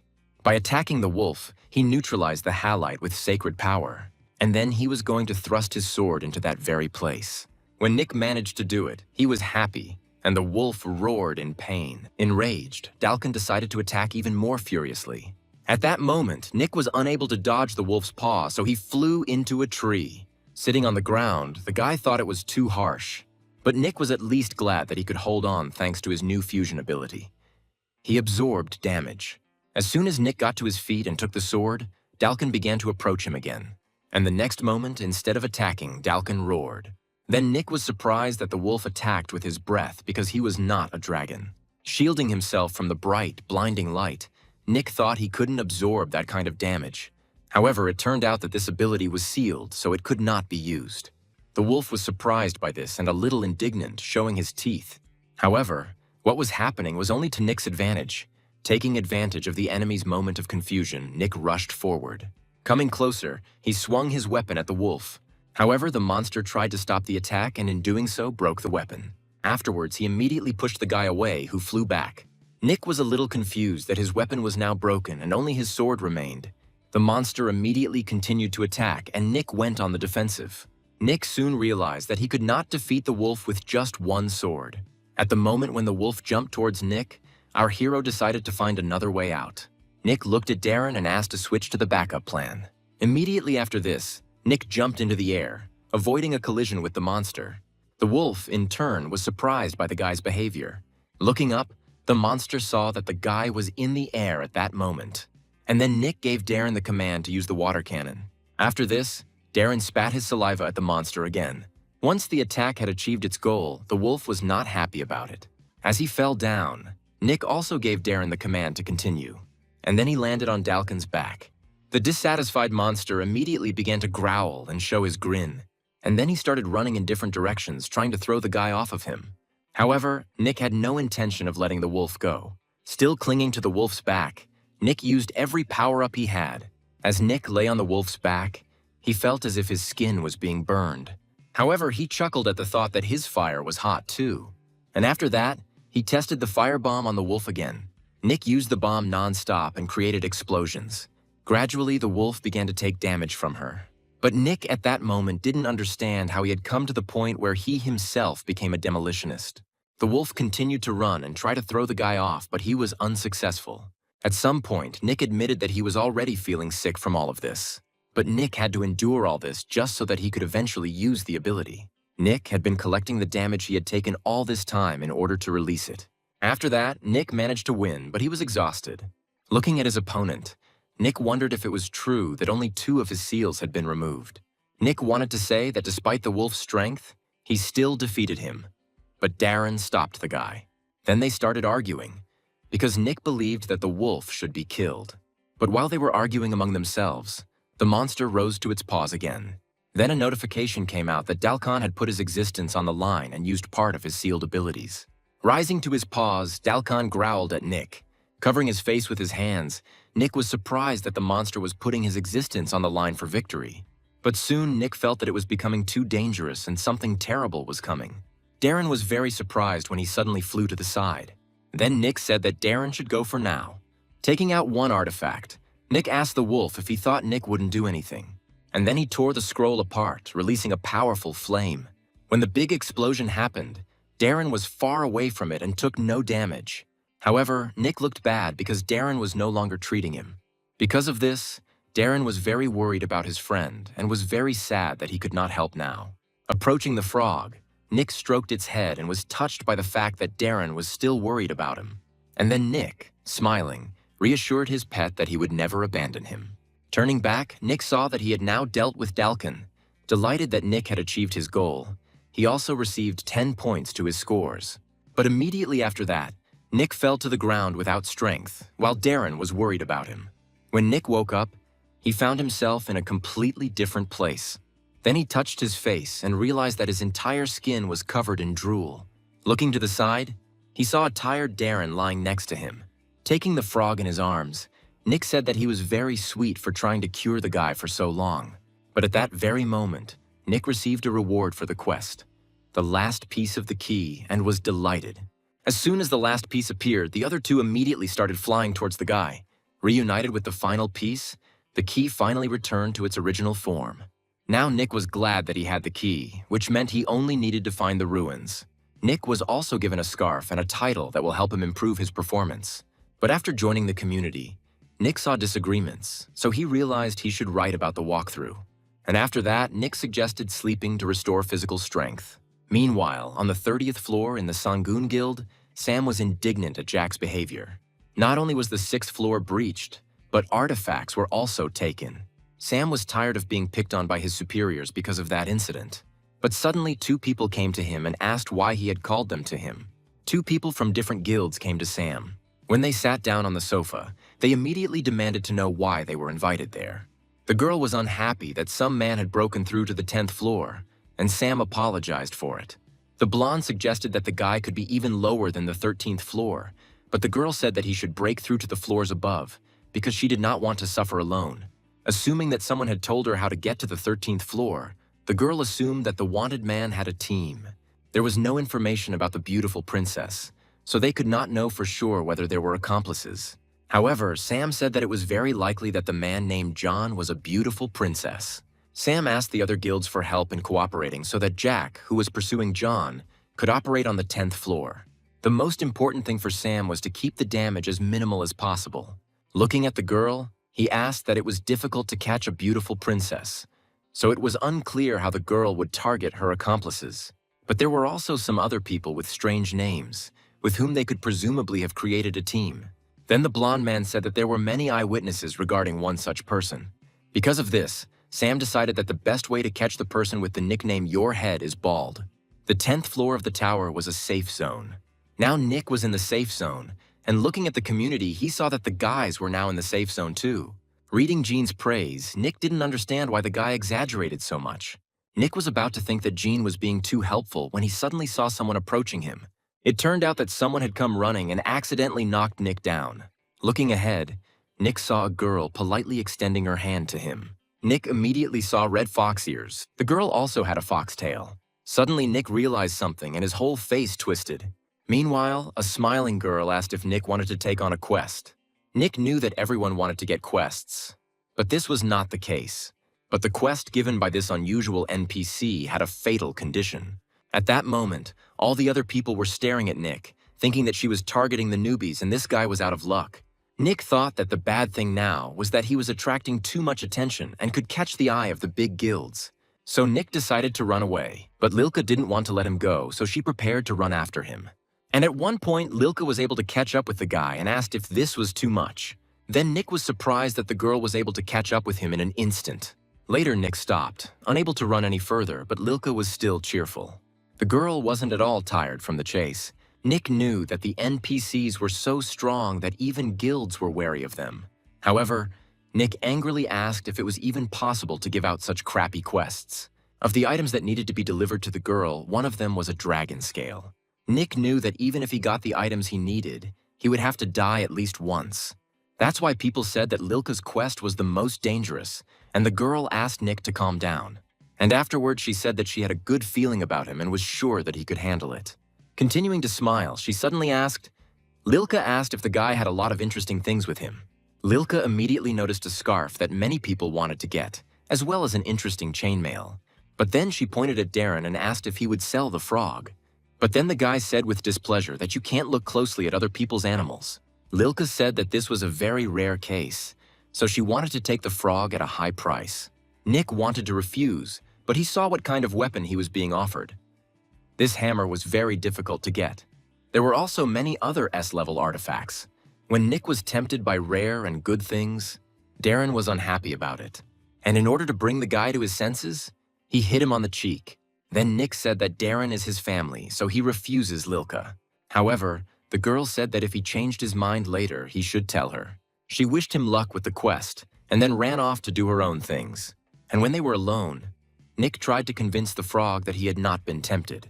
Looking at Lilka, Nick thought about the fact that the traders did not do anything that was to their detriment, which meant Darren was very valuable. But Nick thought it didn't matter what things were offered to him. He wanted to raise Darren without regrets. But despite such thoughts, a tear rolled down the guy's cheek. Nick went up to the floor and immediately received an assignment, so now he wanted to rest. Now Nick was indignant because he wanted to complete quests that had better rewards.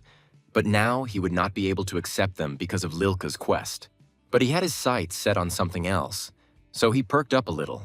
He needed an event at the Kildor's Hall Arena, which was run by another NPC. It was an event where hunters measured their strength. The event was held in a tournament format and was expected to offer good rewards. To be on the safe side, Nick decided to wear a mask. After that, he entered the main office and greeted everyone politely. But it turned out that the NPCs Nick needed were simply sleeping. Approaching him, Nick said that he would like to apply to participate. Hearing this, the man immediately opened his eyes and looked at the guy. But seeing a masked man in front of him, Kildoris became frightened. Because of this, he jumped out of his seat and immediately attacked the guy. Due to the danger, Nick's necklace-shaped helmet immediately activated. And after that, a huge explosion occurred in the arena building. The blow was too strong and Nick was thrown back into the wall. After this, Kildoris came almost right up to the guy. And seeing that Nick had not moved, he asked if the guy was dead.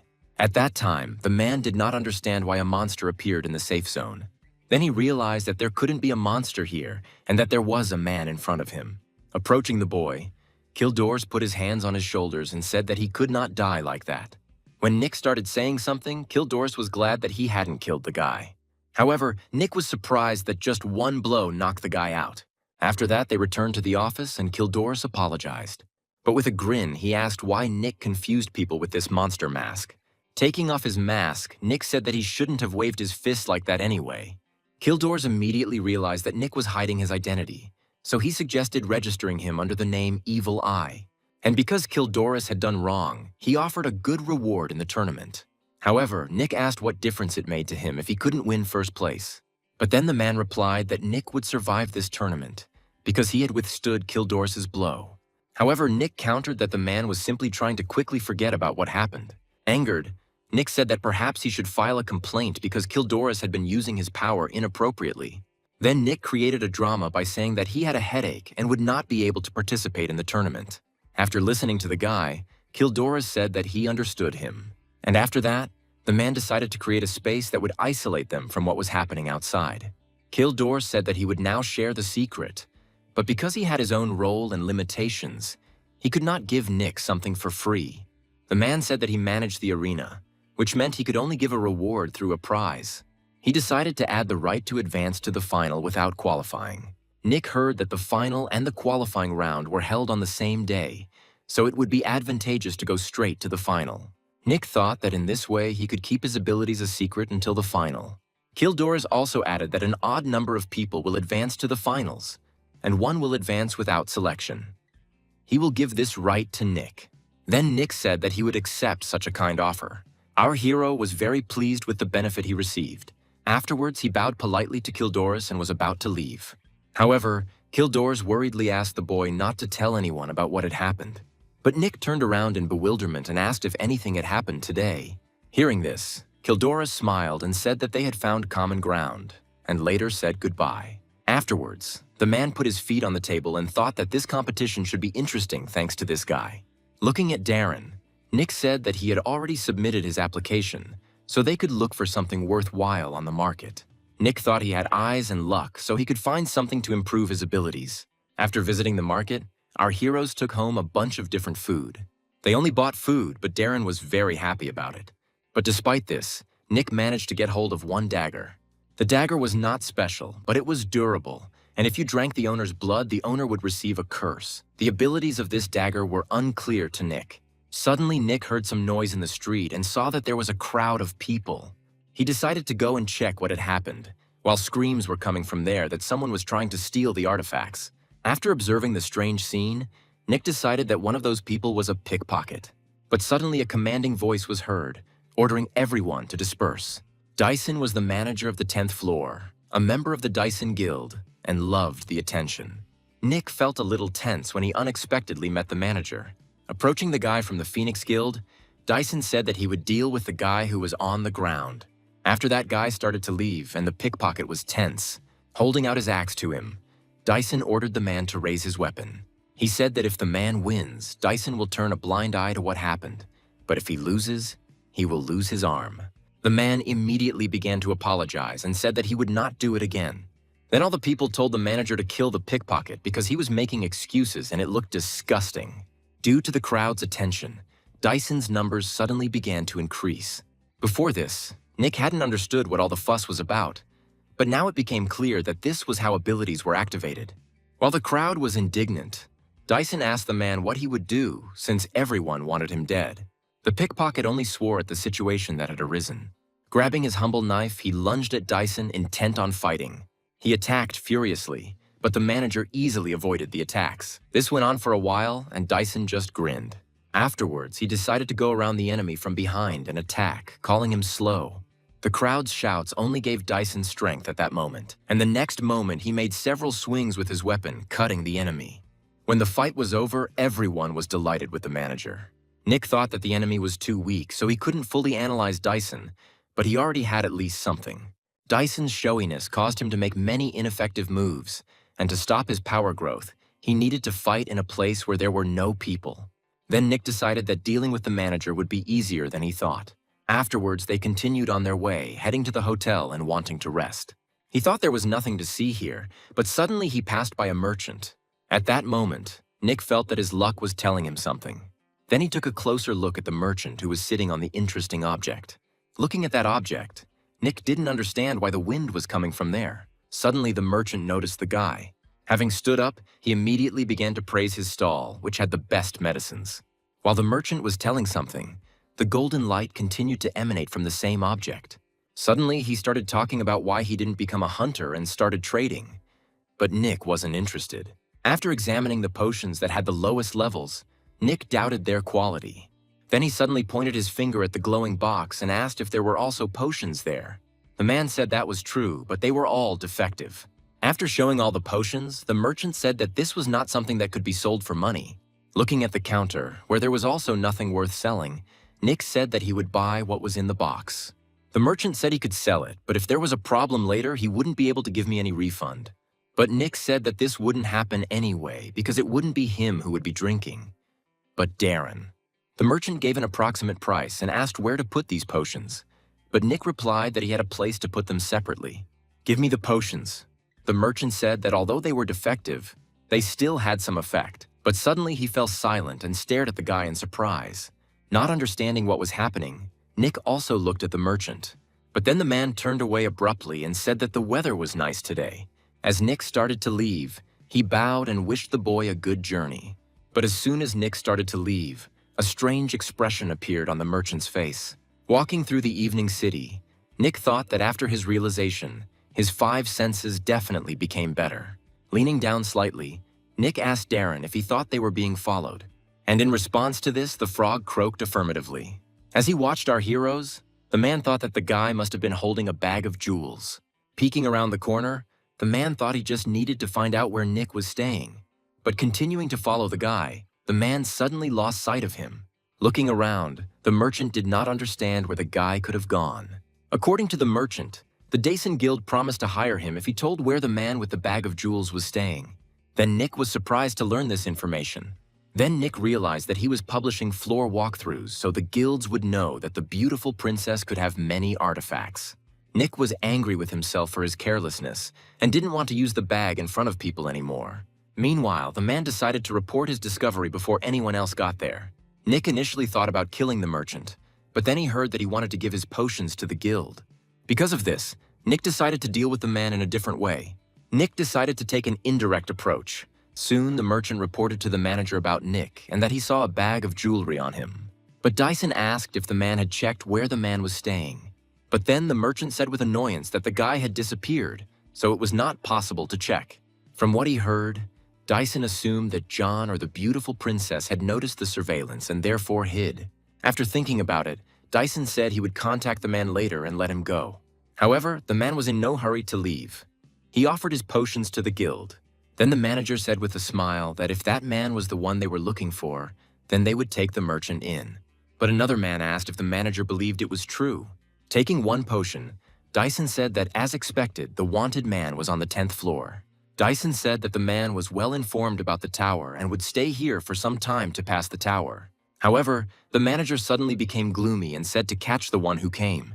Enraged, he threw the bottle at the wall and ordered that the man be found immediately. Looking at the wall where the bottle landed, the guy was surprised by the effect the potion had. Dyson was angry that a hired killer came to them. When Nick woke up in the morning, he said that Darren had worked very hard yesterday. He had developed poison.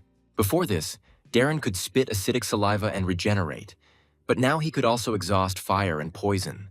And thanks to this, they were able to put a spoke in the wheel of the drug merchant. Nick also managed to write about this in the community. But after that, they decided to go and complete Lilka's quests before the arena trials began. As Nick walked down the street, he immediately heard rumors that someone had tried to kill the poison manager yesterday. Because of this, Nick concluded that he was able to teach the man a lesson. Nick decided to come to the square and watch how the merchant would be driven out. Dyson, like last time, offered a duel. The merchant tried to say it was a conspiracy, but Dyson decided to swing his weapon. He did not respond to requests to stop and almost cut the man in half. When a merchant died, 1 coin was removed from his account. All the spectators were delighted by this spectacle. But immediately after his death, the merchant returned to this place again. Realizing that he would be killed again, the merchant covered his head with his hands. Realizing that Dyson was killing until the man ran out of coins, thereby driving him out of the tower, Nick decided to leave. But Nick believed that even if a person was from a large guild, he should not have such powers. Suddenly, Nick thought he felt sorry for that man. However, both Nick and Darren agreed that he must answer for his actions. There were snakes crawling on the 11th floor of the tower. But having caught up with the snake, someone plunged a sword into its head. After that snake, Nick was glad that he finally collected all the skin. Now Nick had snake skin, but he needed dragon scales. In order for a monster part to become an artifact, it was necessary to slaughter the monster for meat, treat it with an ability, or have the appropriate weapon. Nick didn't have the necessary abilities, but he still had something to take. Having found the snake, he was delighted with this find. It turns out that the snake was located near a skill book with fire resistance. Nick quickly dealt with the snake by simply cutting off its head. After that, a steel book with poison resistance also dropped. Then Nick was delighted to receive 2 useful books at once. After this, Nick would be able to have resistance to poison and fire. But while resting, Nick thought it was a passive skill, so his level would rise when he was near the fire. As Nick entered the community, he thought that the guys were still supposed to be going through the 9th floor. After reading a funny argument between some people, Nick decided to choose the one who, in his opinion, would rise to the next floor before the rest. Soon, Nick passed the 12th floor, where he had to kill mud golems and exploding lizards. Looking at the tired Darren, Nick said that he was almost finished. As Nick entered the portal that had formed, he thought that they needed to finish this as soon as possible. And then Nick found himself on the 13th floor where the volcano was located. But immediately, the guy saw a notification that he needed to survive for 8 hours. Nick immediately decided that this was too difficult. At that moment, he was attacked by a huge scorpion, which immediately lost its tail. The monster immediately roared in pain.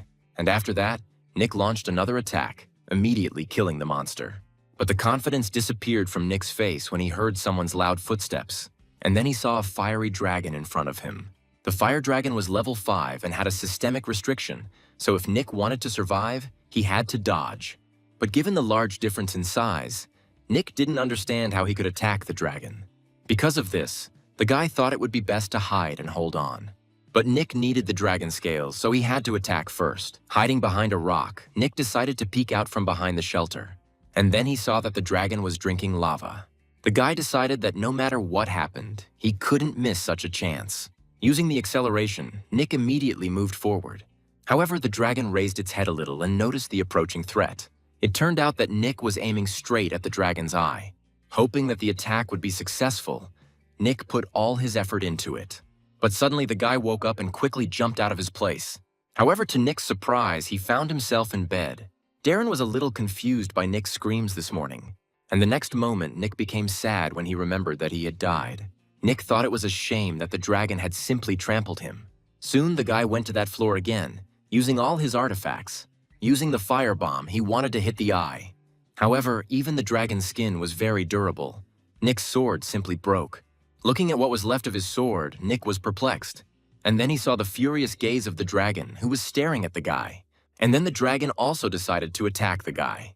Having been revived again, Nick reasoned that the dragon had strong armor and the bomb had no effect on it. Nick was shocked that he was fully charged from just 1 foot of the dragon. But now, Nick's weapon was broken, and he didn't know what to do with it yet. This made Nick wonder where he could find a suitable weapon. But suddenly a solution to the problem came to Nick's mind. Afterwards, he moved in search of some person. As Nick walked towards the arena, he told Darren that he would pick him up quickly and asked the frog to understand him. As he walked inside, Nick greeted him politely. There he saw Lilka, who was eating dessert with Kildoris. Seeing the guy, Lilka said enthusiastically that they were just talking about him. When Nick addressed Lilka directly, the girl tensed up.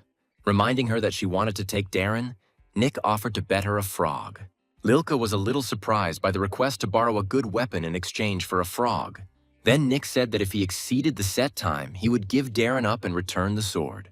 Then the girl laughed, saying that he was very impudent. She said that asking for a weapon from the one who gave the quest was absurd. Having calmed down, she asked how many people had attempted this quest. Nick sternly replied that she was giving out quests to fulfill incoming orders.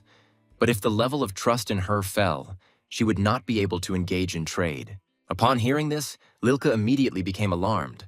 Nick confidently said that only he could complete this quest. Seeing a piece of dragon scale, Kildoris immediately agreed. Not understanding what had come over him, the girl was surprised, but the man asked her to calm down and take a closer look. Nick didn't forcefully remove the scales, which aren't considered artifacts, meaning that if you give Nick a good weapon, he'll complete the quest. Then Nick asked what Lilka would decide. After thinking for a bit, the girl agreed and decided to give him a good sword. Lilka was ready to borrow this sword, but the guy shouldn't have deceived her. Nick's mouth started watering at the sight of the sword. Having decided that Nick agreed to everything, she took Darren's hand herself.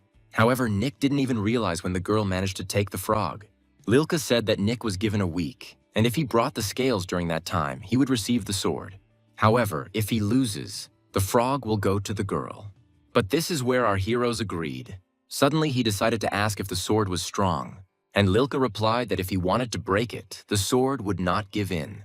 As he left, Nick said that as soon as he had the opportunity, he would immediately return to Darren. But suddenly, the man stopped the guy and threw something at him. It turned out that Nick had gotten his hands on a steelbook from the slaughterhouse. Kildoris said that Nick could not bring useless scales, and the dispute must be fair. And as he said goodbye, he reminded Nick that there was little time left before the start of the fighting. When Nick left, Kildoris admitted that he didn't think Nick would get the sword. He said Nick was interesting, but not to get too carried away by him.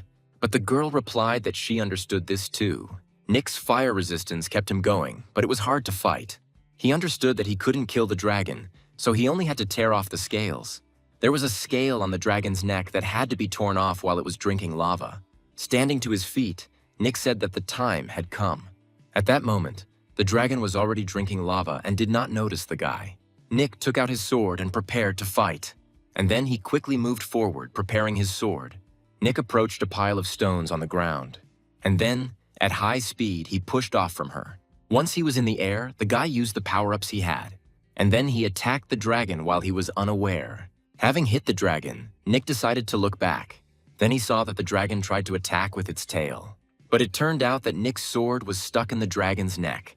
The force of the impact made Nick feel like he had been hit by a bus. If he hadn't changed direction with the explosion, he would have died. But as Nick had originally planned, he was able to plunge the sword into the scale. The first step was to thrust the sword. Next, apply force in the opposite direction so that the scale comes off. This time, Nick was serious about taking the scale. Seeing the guy, the dragon roared with displeasure. However, this time, Nick was not scared. Jumping up, he managed to climb onto the tail and ran along the dragon's back. And then he wanted to jump to gain height. By jumping, Nick was able to gain enough height, and immediately after, he used the gravity bracelet and used the bomb.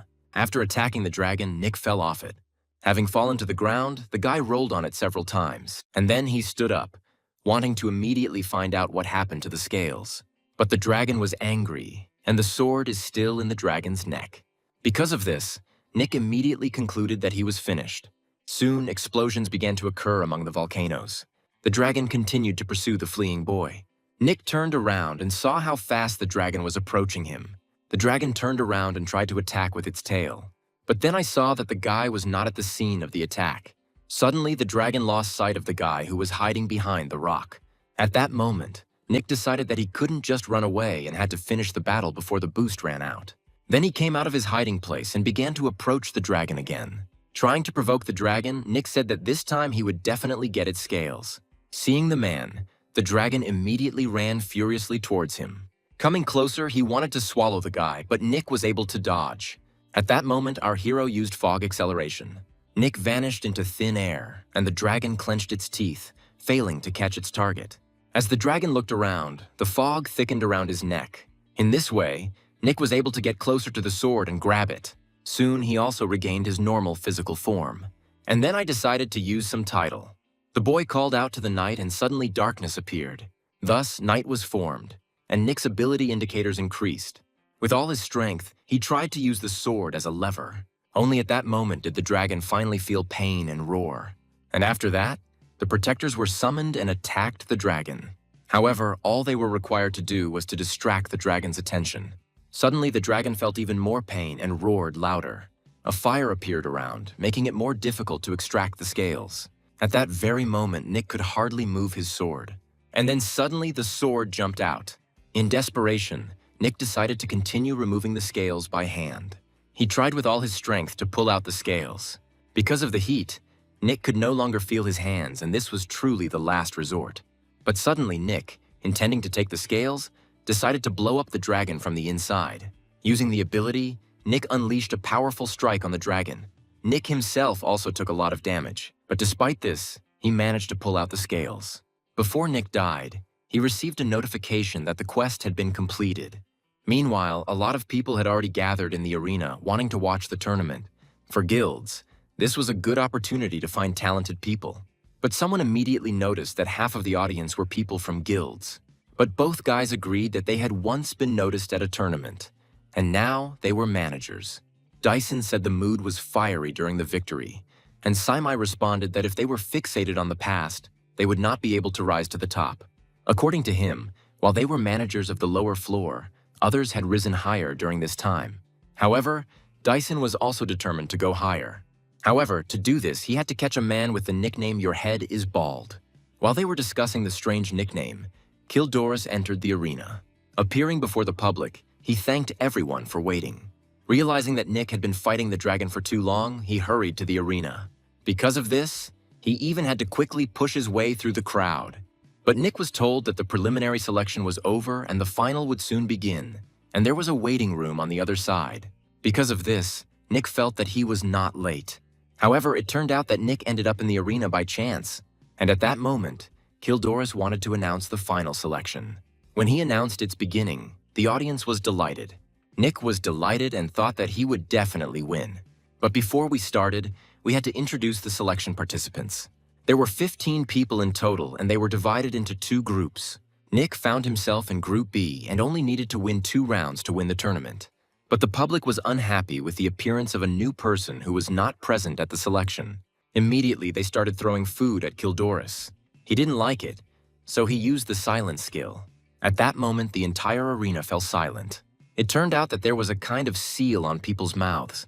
and they couldn't remove it and talk on their own.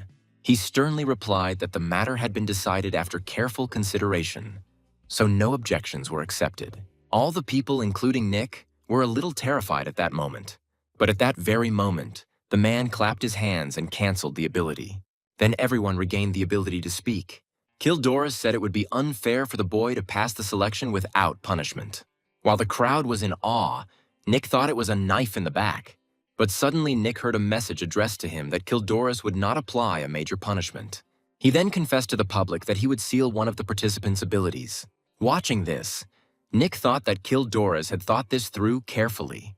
According to Nick, a person on the 10th floor has 3 or 4 abilities, and if you seal one, then 1/3 of the strength will be lost.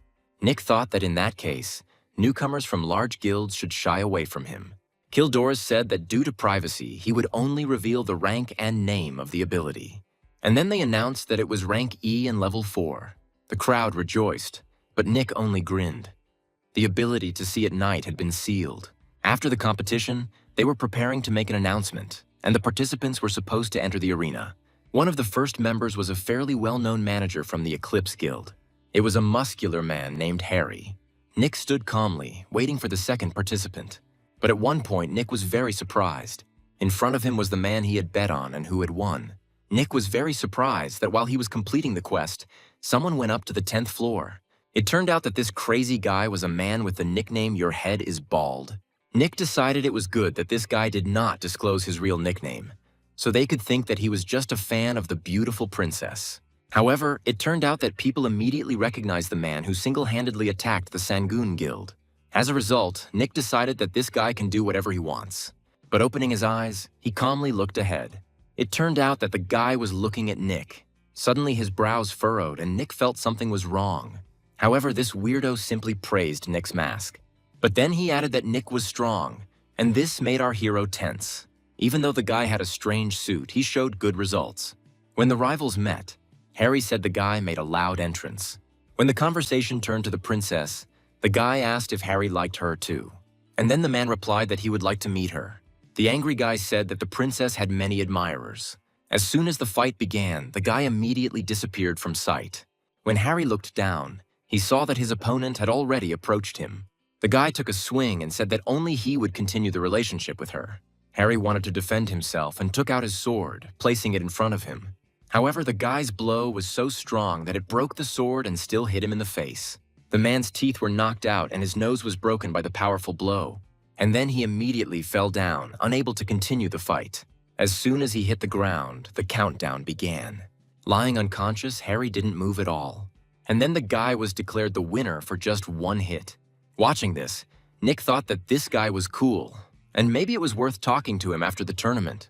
However, with the help of his sight, he learned that Dixon was a romantic and a crazy idiot, so he changed his mind about talking to him.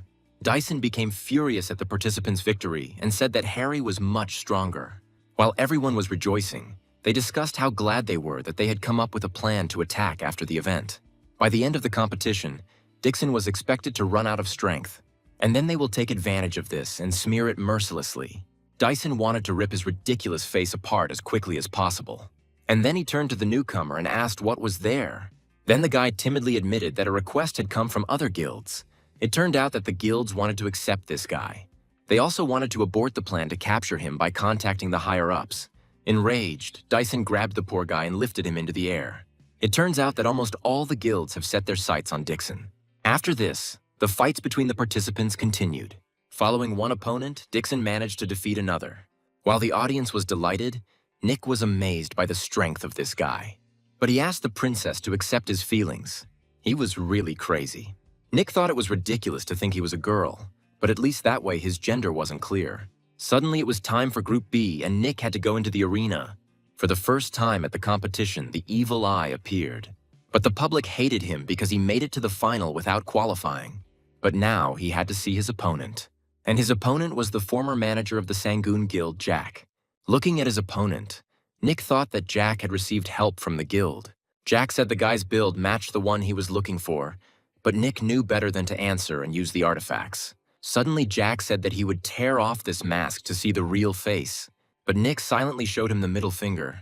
Watching this, Kildors again found the guy interesting. This only made the atmosphere in the arena more tense. When the fight began, Nick was the first to attack, while Jack remained in place. Jack had to fight off not only his opponent, but also his clone. After Jack's attack, Nick had to step back a little. But almost immediately, he rushed into the attack again. At that moment, Jack understood that if he didn't concentrate, he would lose. But Nick, on the contrary, was very focused and serious. Suddenly, dark smoke began to appear around one of Jack's legs. After his leg fell through the ground, Nick decided to take advantage of the enemy's confusion. And having reached Jack, he was almost able to kill the enemy with his sword. However, Jack managed to put up a shield and prevent their collision. Afterwards, he immediately canceled the shield and tried to kick Nick. Nick had good reflexes, so he managed to react and duck. And at that very moment, Jack was blinded by a stream of water. As he clutched his face and leaned forward, Nick was about to attack. Because Jack was confused, Nick managed to hit him. Then people began to admire Nick's skills, and our hero decided to break Jack with this strength of spirit. Nick wanted to rush forward and attack, but suddenly froze in place. It turned out that his body was bound by a thread of mana.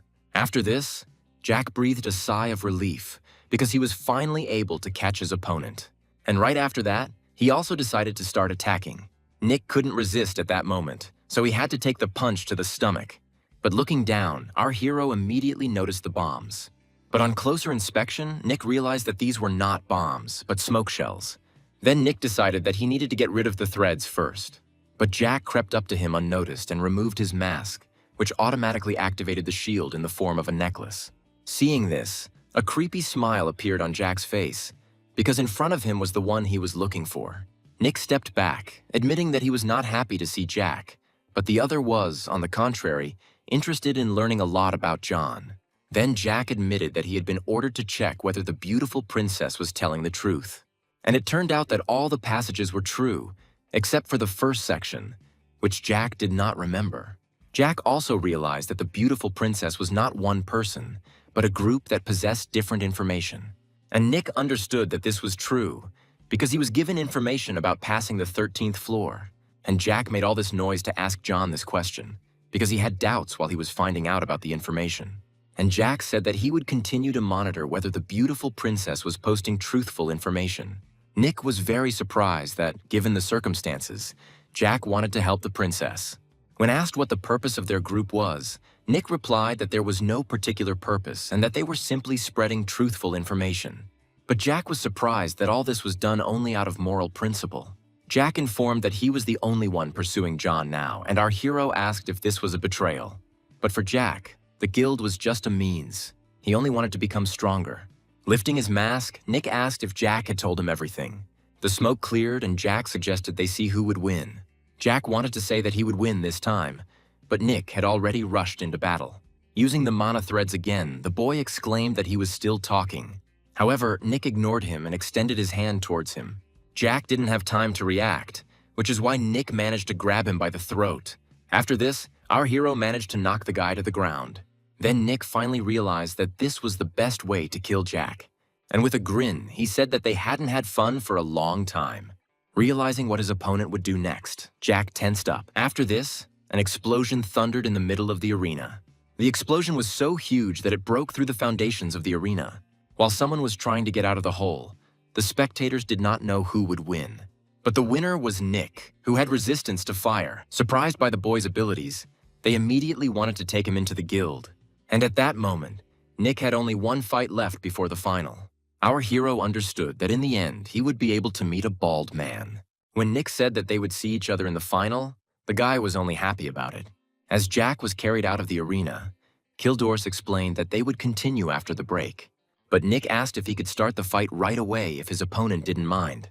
Upon hearing this, the next participant became furious that Nick, having won only once, had turned his nose up in the air. And then the man said to begin, angrily promising that he would defeat Nick in 5 seconds. But as soon as he finished his words, a stone flew into his face. And after that, the man fell from Nick's light attack. The countdown ended and Nick was declared the winner. And he himself was pleased that he had dealt with his opponent in a second. After the break, they wanted to start the battle. And Dixon admitted that the Evil Eye was a strong opponent. Dixon immediately realized that Nick had an aggressive and calculated fighting style, as he had a defense strategy against the explosion. He also believed that the ability to see was a problematic skill, and although it didn't last long, one had to be careful. But Dixon was confident of his victory because he had been hunting monsters before coming to the tower. The guy was determined to win and present his trophy to the beautiful princess. He wanted to do it just like in the movies, handing over all his achievements to the girl. He hoped that the girl would be deeply touched by this. But while he imagined himself to be the coolest, people around him looked at him strangely. But suddenly, he decided to check whether the princess was watching the competition right now. But when the boy learned that the princess had seen everything, he was delighted. The girl promised to meet him if he won the fight, so Dixon had good motivation. Nick was thinking at that moment that it was still too early for him to reveal his identity to the bald guy. Nick promised to meet him if he won, but he was much more confident of his own victory. The finale has finally arrived for two heroes who were still not in guilds. All the guilds immediately wanted to buy the prize from Nick in advance, but he didn't like this fuss. Third place was awarded 1,000 points and the opportunity to use the arena's gym. The prize for second place was level B and 3,000 points. The public was delighted with this prize and could not imagine what would be given out for first place. And finally, Kildoris was ready to present the prize for the victory. There were 4 prizes, a trophy, 5,000 points, and a skill book. And the fourth prize was the opportunity to summon Kildoris. However, viewers were confused by the fact that the call only worked once. But despite this, they still understood that it was of great value, so they wanted to get the prize. They decided to put aside talk of prizes and begin the battle. Dixon admitted that he had fought with his bare hands, but now he wanted to use all his strength. In response, Nick simply suggested having some fun. The fight began, and Dixon was the first to attack. Because of this, Nick immediately recognized that the opponent was very fast. But then he abruptly looked down, and then he was able to dodge the next blow from Dixon's hand. Then Nick grabbed the sword with both hands and was about to attack. While Dixon was swinging his other hand, Nick wanted to hit the guy in the torso with the sword. However, Dixon was able to block Nick's blow with his hand, and a flash appeared in the middle of them. Dixon asked if Nick knew the princess, to which the guy replied that he knew her even better. This answer immediately threw the guy off balance. Enraged, he swung his arm and said that they had already made promises to each other, and Nick had lied to him. At that moment, it turned out that Nick was open to his opponent's blow. And the next moment, with his blow, Dixon created a large shockwave and air currents that did not allow one to see the guy. But when everything around became quiet, he could not see the enemy in front of him. But it turned out that Nick had snuck up from behind. This caught Dixon by surprise, but Nick simply held his hand out in front of his face, and then a fire appeared before Dixon's eyes. Nick's firebomb was powerful and should have killed Dixon. After this, the entire arena was engulfed in smoke. But Nick wanted to deal with him cleanly when he got the chance. But suddenly Nick was surprised. It turned out that Dixon had good self-defense. He said that it would not be possible to burn out his desire for the princess. Dixon said it was an amazing skill. It turns out that when the guy received a mortal wound, his abilities were enhanced. Then Nick was driven into a corner by this surprise. The battle continued, and Dixon's numbers only increased. Dixon asked with delight how Nick had found the attacks to taste. Nick knew that the enemy had several passive skills. Fighting back, Nick thought his opponent was being too aggressive. After all, he barely even received any damage. Then Nick used the threat skill. Dixon asked if they wanted to show him something. And then Nick used the gravity bracelet. He made a challenge, offering to stop his blow, and Dixon braced himself for impact. The next moment, they clashed in combat. The strong recoil threw Nick back. He was surprised that his attack with maximum severity was stopped. But Dixon had the self-defense and fortitude to do it. And then Nick realized that he could not have inflicted a mortal wound. He decided to use the Frost Flame sword. And Nick was truly delighted by this. Using his artifacts, he rushed into battle. But Dixon was not afraid of his opponent. Spectators were also delighted by their clash. Dixon continued to punch, and Nick used his water skill. And so their fight continued, in which they did not give in to each other. But at some point, Dixon hesitated. And right after that, his leg fell into Nick's trap. But Dixon already knew what the enemy was always aiming at. Suddenly, the ground broke under Dixon's feet. And then he cried out that such a trick would not work against overwhelming force. He was going to use one-hit kill. He also had a gauntlet that emitted a blast wave due to magic. And then there was an explosion. After him, Dixon already looked like a winner, and Nick was on his knees. At that moment, he was asked to admit defeat. but he only gripped his sword tighter. Dixon praised his opponent's fighting style, but suddenly his feet were covered in ice, and Nick approached him, intending to use the revenge skill. He wanted Dixon to experience the same pain he felt. Then panic broke out among the spectators, but Kildores decided to isolate that space. But because of the heavy smoke after the explosion, the winner was not visible. But soon everyone saw that Nick was the winner. While everyone was celebrating, the guy was a little surprised. Then he decided to look far ahead, and for some reason I didn't see the people who were in the VIP zone. Then he suspected something was wrong. After the fight, Dixon was unconscious for some time, but soon he came to his senses and quickly rose from his seat. Thanks to notifications, the guy learned that he took second place. As a reward, he was given the dragon's poisonous breath. Having received it, the guy immediately ate the item, and the next moment his indicators increased because of this. He thought that he would be stronger than the enemy, because they were on the same floors. But Dixon was mistaken. But the guy was still determined to become stronger. After writing about his defeat, Dixon saw another player making fun of him. He was surprised that they didn't even want to console him after the defeat. But there were many people waiting for him at the door. He was immediately told that he was under arrest, and if he resisted, he could be punished on the spot. The Eclipse and Dason guilds were ranked 6th and 7th. There were also 2 managers of the 10th floor there. Dixon realized that they wanted to catch him from the very beginning. But suddenly someone else intervened, standing up for Dixon. Then Dyson ordered those people to be stopped. When they were taken away, the men told them to wait for orders from above. But Dyson had not yet been informed of anything, and he believed it was correct to do things as originally planned. They were also the main ones on the 10th floor, and there were also guild rules. Afterwards, Dyson said that the guy needed to be detained. Saying that he could not watch the princess being insulted, Dixon prepared for battle. After this, everyone rushed to the attack. Meanwhile, Nick was looking for Lilka. But suddenly he met someone on the way. Nick asked Kildores if there were any fights left for 3rd and 4th place. But after Nick's final, the man was bored watching other fights. Then Nick decided to ask if he had seen Lilka.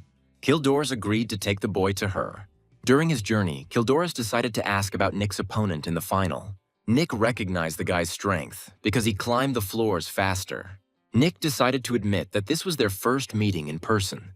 And then he asked why the man was talking about a bald head. But he only replied that he liked that guy. Entering inside, Kildores announced that guests had arrived for Lilka. But the girl only asked what happened. Returning for Darren, Nick handed over the dragon scale. But Lilka was very surprised by this. When she saw the scales, she couldn't believe it. And Nick at that moment was already happily heading towards Darren. But suddenly he was surprised. For some reason, Darren was wearing a strange outfit. He immediately decided to look up at the man who had arrived. And recognizing Nick, he jumped out of his suit towards him. Then Lilka was upset that Darren never hugged her. Suddenly, Nick decided to ask his pet about something. He asked if Darren really had such taste in clothes. But the frog only hit him in the face. And while he was angry, Nick had to apologize. And Nick felt as if they had actually met again. Nick was happy, but Lilka was saddened by the fact that she had lost both the frog and the sword. But suddenly everyone heard a strange roar. This made Kildores angry. Nick learned from the community that Dixon had been attacked. Suddenly, Kildores decided to offer a quest. The quest was to rescue Dixon, which Nick immediately accepted. Then he thought that everyone should be careful if they acted on his advice. The others tried to hide their identities, but Dixon didn't care. Soon, Nick almost came to the right place. It turned out that Dixon was being attacked from all sides. After the battle, Dixon was exhausted. But Nick decided to intervene anyway. Suddenly, Simai shouted that the right side was open. He just stood to the side and gave orders. Nick decided to attack him first. Everyone was surprised by his intervention. Nick didn't give them time to think and was going to use the explosion. And there was an explosion. After him, the manager was defeated. And Nick turned to the guy and said that he came for Dixon. But he didn't understand why the evil eye came here. Nick replied that he came at the princess's request. Dixon was grateful but angry about it. Nick asked to re-equip and prepare for a fight. Dixon admitted that he could fight for about 5 minutes. But Nick thought that 3 minutes would also be enough. And then the battle began. Dixon took on one part of the opponents, but he was attacked from behind. Luckily, Nick was able to cover for him. And then he asked if Dixon was okay. After asking him to be careful, Nick continued to the dragon. Dyson was angry that the boys still had some energy left after the competition. Someone tried to report that the order to take prisoner had been cancelled. Dyson was not happy that he could not gain power from people's reactions, and Nick noticed that his strength had hardly increased. The guy decided it was better to attack the head first. As he walked away, he asked Dixon to hold out without him, and approaching Dyson, he rammed the enemies. The man then asked Nick why he was helping Dixon, but Nick refused to answer and attacked. Then he suddenly said that Dyson was weaker than Jack. This angered Dyson. Dyson was weaker than Nick, but he resisted thanks to his equipment. But our heroes decided to deprive him of this advantage. Darren spat on the man's armor, but the saliva didn't land on them, but under the armor. The man immediately fell to the floor due to terrible pain, and from the pain he grabbed his chest with his hands. The protection was removed, and Nick was going to take advantage of it. And then he dealt with the killer. Afterwards, Nick wanted to report that he had dealt with the floor manager. But Dixon was being beaten at that moment, and the guy was only able to call for help. Nick ran up to him and used a firebomb, and then he helped him up and asked if Dixon was okay. But the enemy kept crawling out like ants. Nick noticed that he was gradually getting tired too, but he noticed the beam. He decided to follow him and looked out the window. It turned out that the beam was created by Jack. The guy had several bombs in his hand, and he decided to throw them to Nick's opponents. Everyone paid attention to the arriving balloons, and after that, everyone couldn't see anything because of the smoke. Everyone covered their mouths, fearing that it might be poison, and Nick ran away amid the noise. And Nick realized that Jack hadn't lied when he said he would help them. And thanks to Jack, they could now escape. And then he was able to escape with Dixon. While the guy was unconscious, Nick thought that they had just a little while left to hold out. Afterwards, Dixon was placed in a treatment device and was expected to return to normal within a day. Kildor said the boy was too exhausted and would have died if he had had the wounds. Nick began to blame himself for what happened, because they were being hunted in a safe zone. Nick thought he needed help from those in power. Kildors wanted to give the boy the elixir for a reward, but Nick interrupted him and wanted to say something. But Kildoris was surprised by this. Nick asked Lilka what would happen when the NPC's level of interest in Nick increased. The girl awkwardly replied that he would gain trust in them. It turns out that you could become friends with NPCs, but many treated them like robots.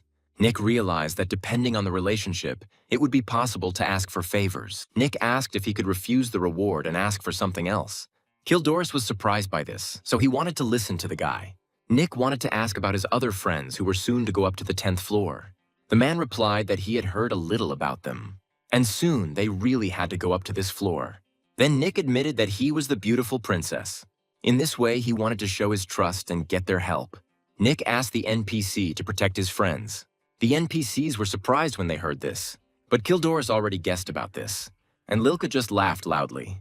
The girl said that Nick had strange addictions, but Nick replied that he could not reveal himself due to circumstances. Lilka immediately agreed to help, and she asked what Kildoris thought about it. And he also agreed, because he didn't like how the big guilds turned up their noses. They promised to take care of Dixon. Nick was glad that they promised to keep his identity a secret. However, Lilka wanted to get something in return. The girl wanted to touch Darren every time they met. When the request was fulfilled, Nick wanted to leave, but Kildoris stopped him, and he threw some object to Nick. It turned out that he had received an extract of the giant's heart. It was a gift from Kildoris. Nick was told to rise until he hit the ground. For some time after this, Nick thought about what he had heard, and then he left the arena. Then Nick was surprised, because he hadn't received good treatment for free for a long time. The guy relied on the NPCs, but he was going upstairs, but he wanted to defeat the managers once again. Nick was asked to reveal his identity, but he had already attacked the guards. Having quickly killed them, Nick moved forward. He burst in with a loud noise. Having forced his way inside, Nick said that they had touched the wrong person. After this, explosions began to destroy the guild. Kildoris watched this from afar. Suddenly, he turned around at Lilka's words that she didn't recognize him. Lilka asked why he carried out Nick's requests and treated Dixon, and the man admitted that he simply found a successor, and the guy had to have whole limbs so that he could go through the training. But realizing what was happening, Lilka boiled over. Lilka was angry that Kildoris was choosing a successor so suddenly, something that was only allowed to be done once. But along with the treatment, Kildoris also contributed some of his own efforts. To keep Lilka from burdening herself with thoughts, Kildoris offered her a sweet. While she grabbed the lollipop, Kildoris continued to talk about Nick. He thought that Lilka also remembered someone when she looked at Nick, which is why she gave him that quest. However, the girl denied this. Kildoris was writhing in pain, and Lilka was angry. She continued eating the lollipop in silence, and then she angrily bit into the sweetness. Meanwhile, Nick arrived on the 14th floor.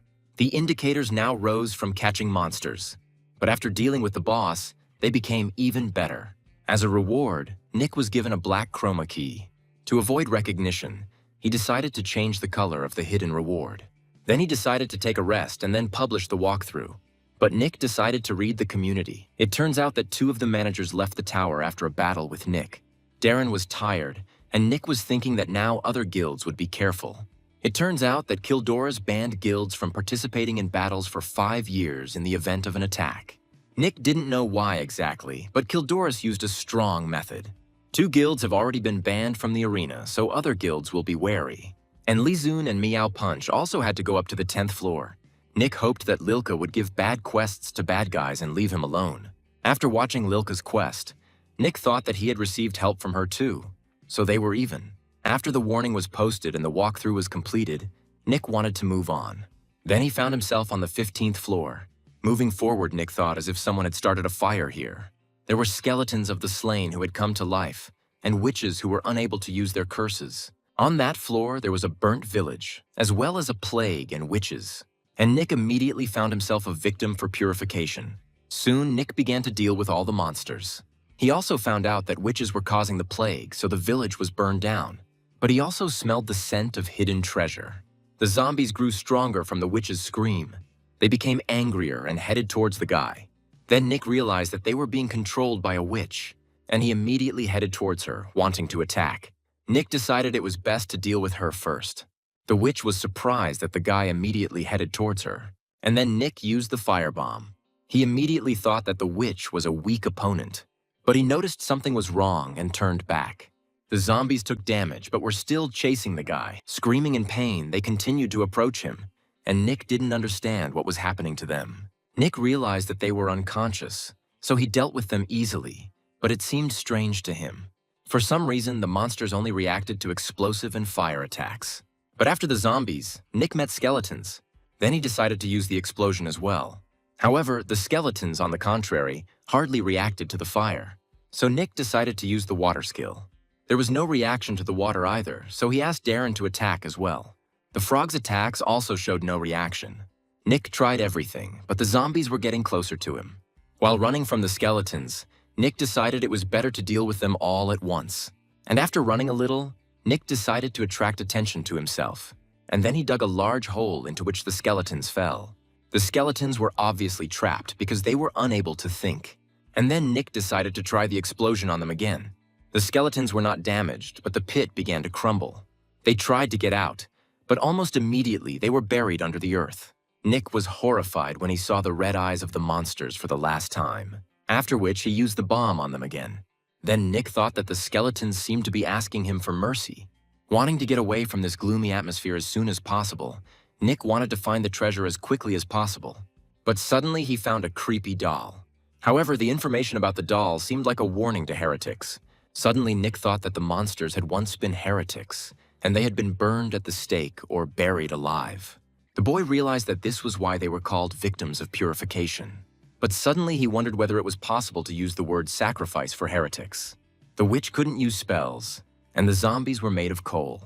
Nick learned that the village had once been peaceful, but was now filled with embittered souls. And all these evil spirits were in one field. But it wasn't the plague that caused the village to burn down. It was a massacre. Nick agreed to the hidden quest, even though he couldn't see the information about it. But then the guy's legs started shaking.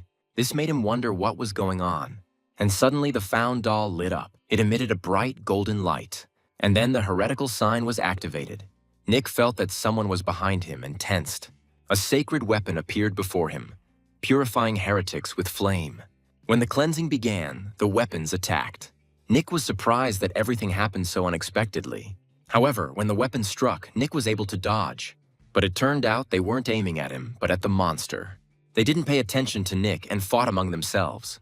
And for the first time, Nick saw the monsters fighting so hostilely. Nick couldn't find any information and was given no clues.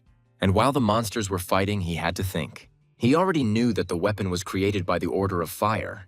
In words, it was a sign, but in reality, it was a murder weapon. Most likely, the order warned that they needed to change their religion, but the village refused, for which they were dealt with. The villagers were labeled as evil spirits and mercilessly killed. Nick believed that since the quest appeared after he learned the truth, he was on the side of the evil spirits. He assumed that if he figured out the reason, he would get information about the quest. And then Nick headed forward. The most important thing in capturing golems was to destroy the core. And knowing this, Nick immediately destroyed the core. However, after this, he still did not receive information about the quest. But suddenly he thought of something else. Nick noticed that the evil spirits were afraid of the sacred power, but ran towards the guardians who possessed the power. The guy assumed that this happened because of a thirst for revenge. But suddenly, one golem decided to attack the guy. Nick took little damage but became angry. Nick asked Darren to help him in the battle. And immediately, the frog directed fire at the monster. And while he was blinded, Nick also attacked him. But the battle of monsters also continued. Nick couldn't do anything about the monsters being inferior to the sacred weapon. And later, he watched as the monsters were driven to the center of the village. However, in Nick's opinion, the monsters looked strange, as if they were protecting the center of the village. Nick asked Darren if he thought there was something to it. However, the sacred weapon was getting closer, and eventually they started to smash the center of the village. After a while, Nick came down to the ground. He didn't understand why there were ruins in the center. He also felt an energy that made him shiver. He believed that the divine power was attributed to heretical, and even Nick's sword reacted to this place. But Nick soon became convinced of this. He was sure that the key that would help him complete the quest was here, and he actually managed to find something. Using his digging skill, Nick found a statue of an ice goddess. It turns out that the Order of Ice disappeared because of the Order of Fire. But suddenly Nick realized that the ruins of High Alton should have been here. Then he got the key to these ruins. But at the very last moment, he thought he was wrong. But he also found records that belonged to the villagers. Previously, the Order split, and the Order of Fire won, but the Order of Ice lost. Nick believed that an incident from the past was being recreated.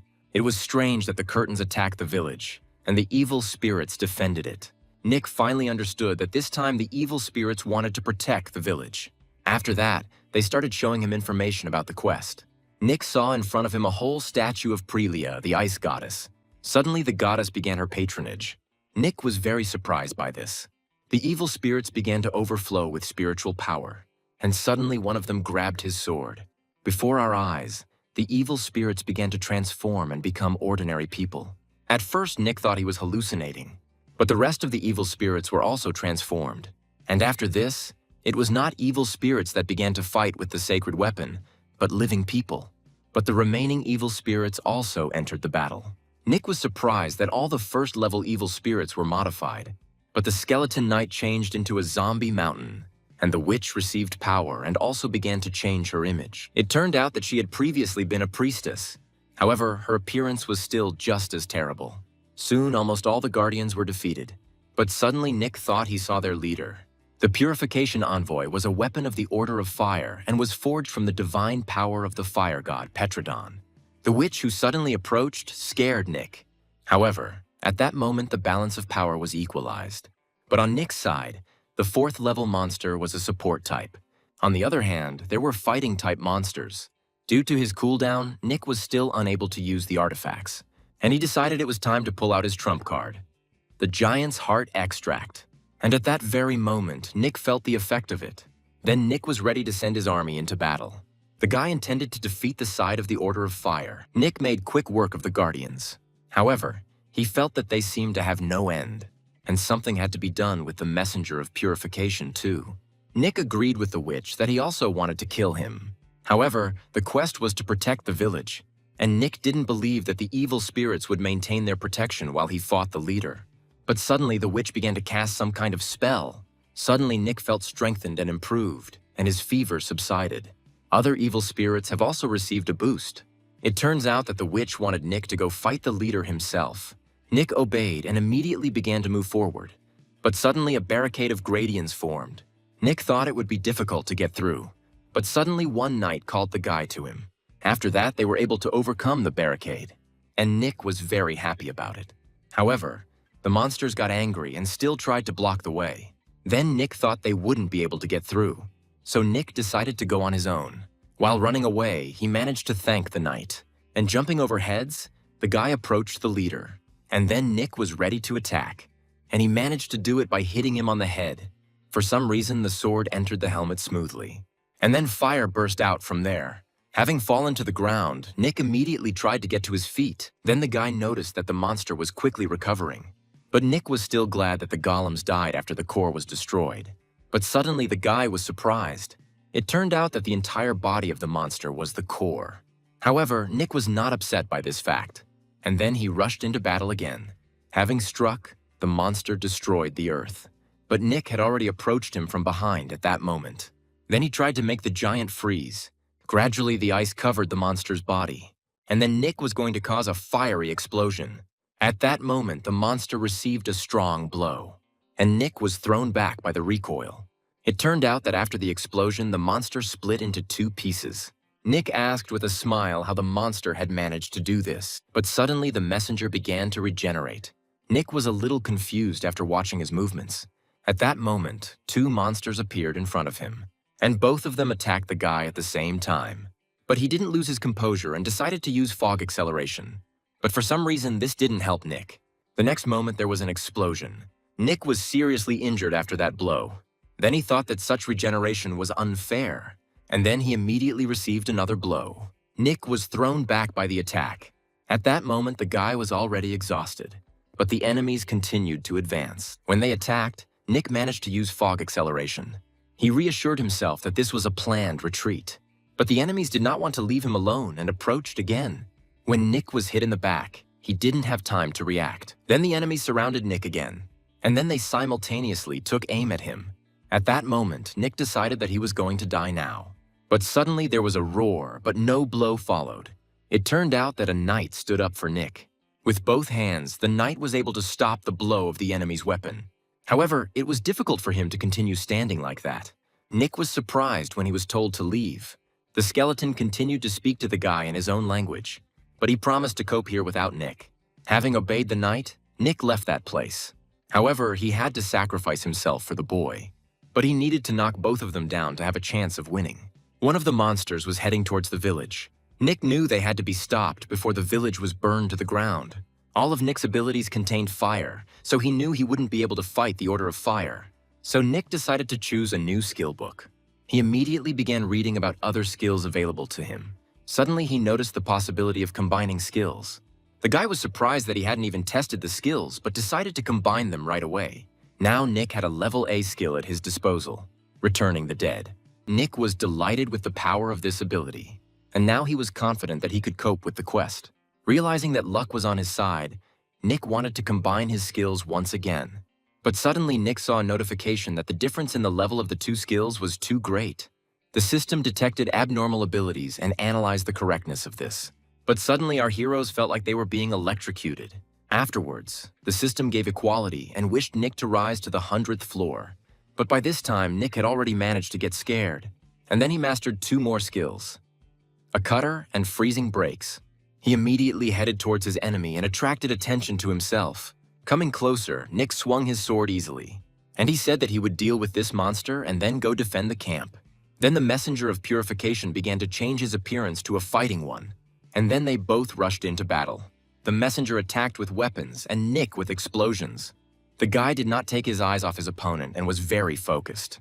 And suddenly the messenger swung at him. But Nick knew he only needed 1 chance, and then he used fog acceleration.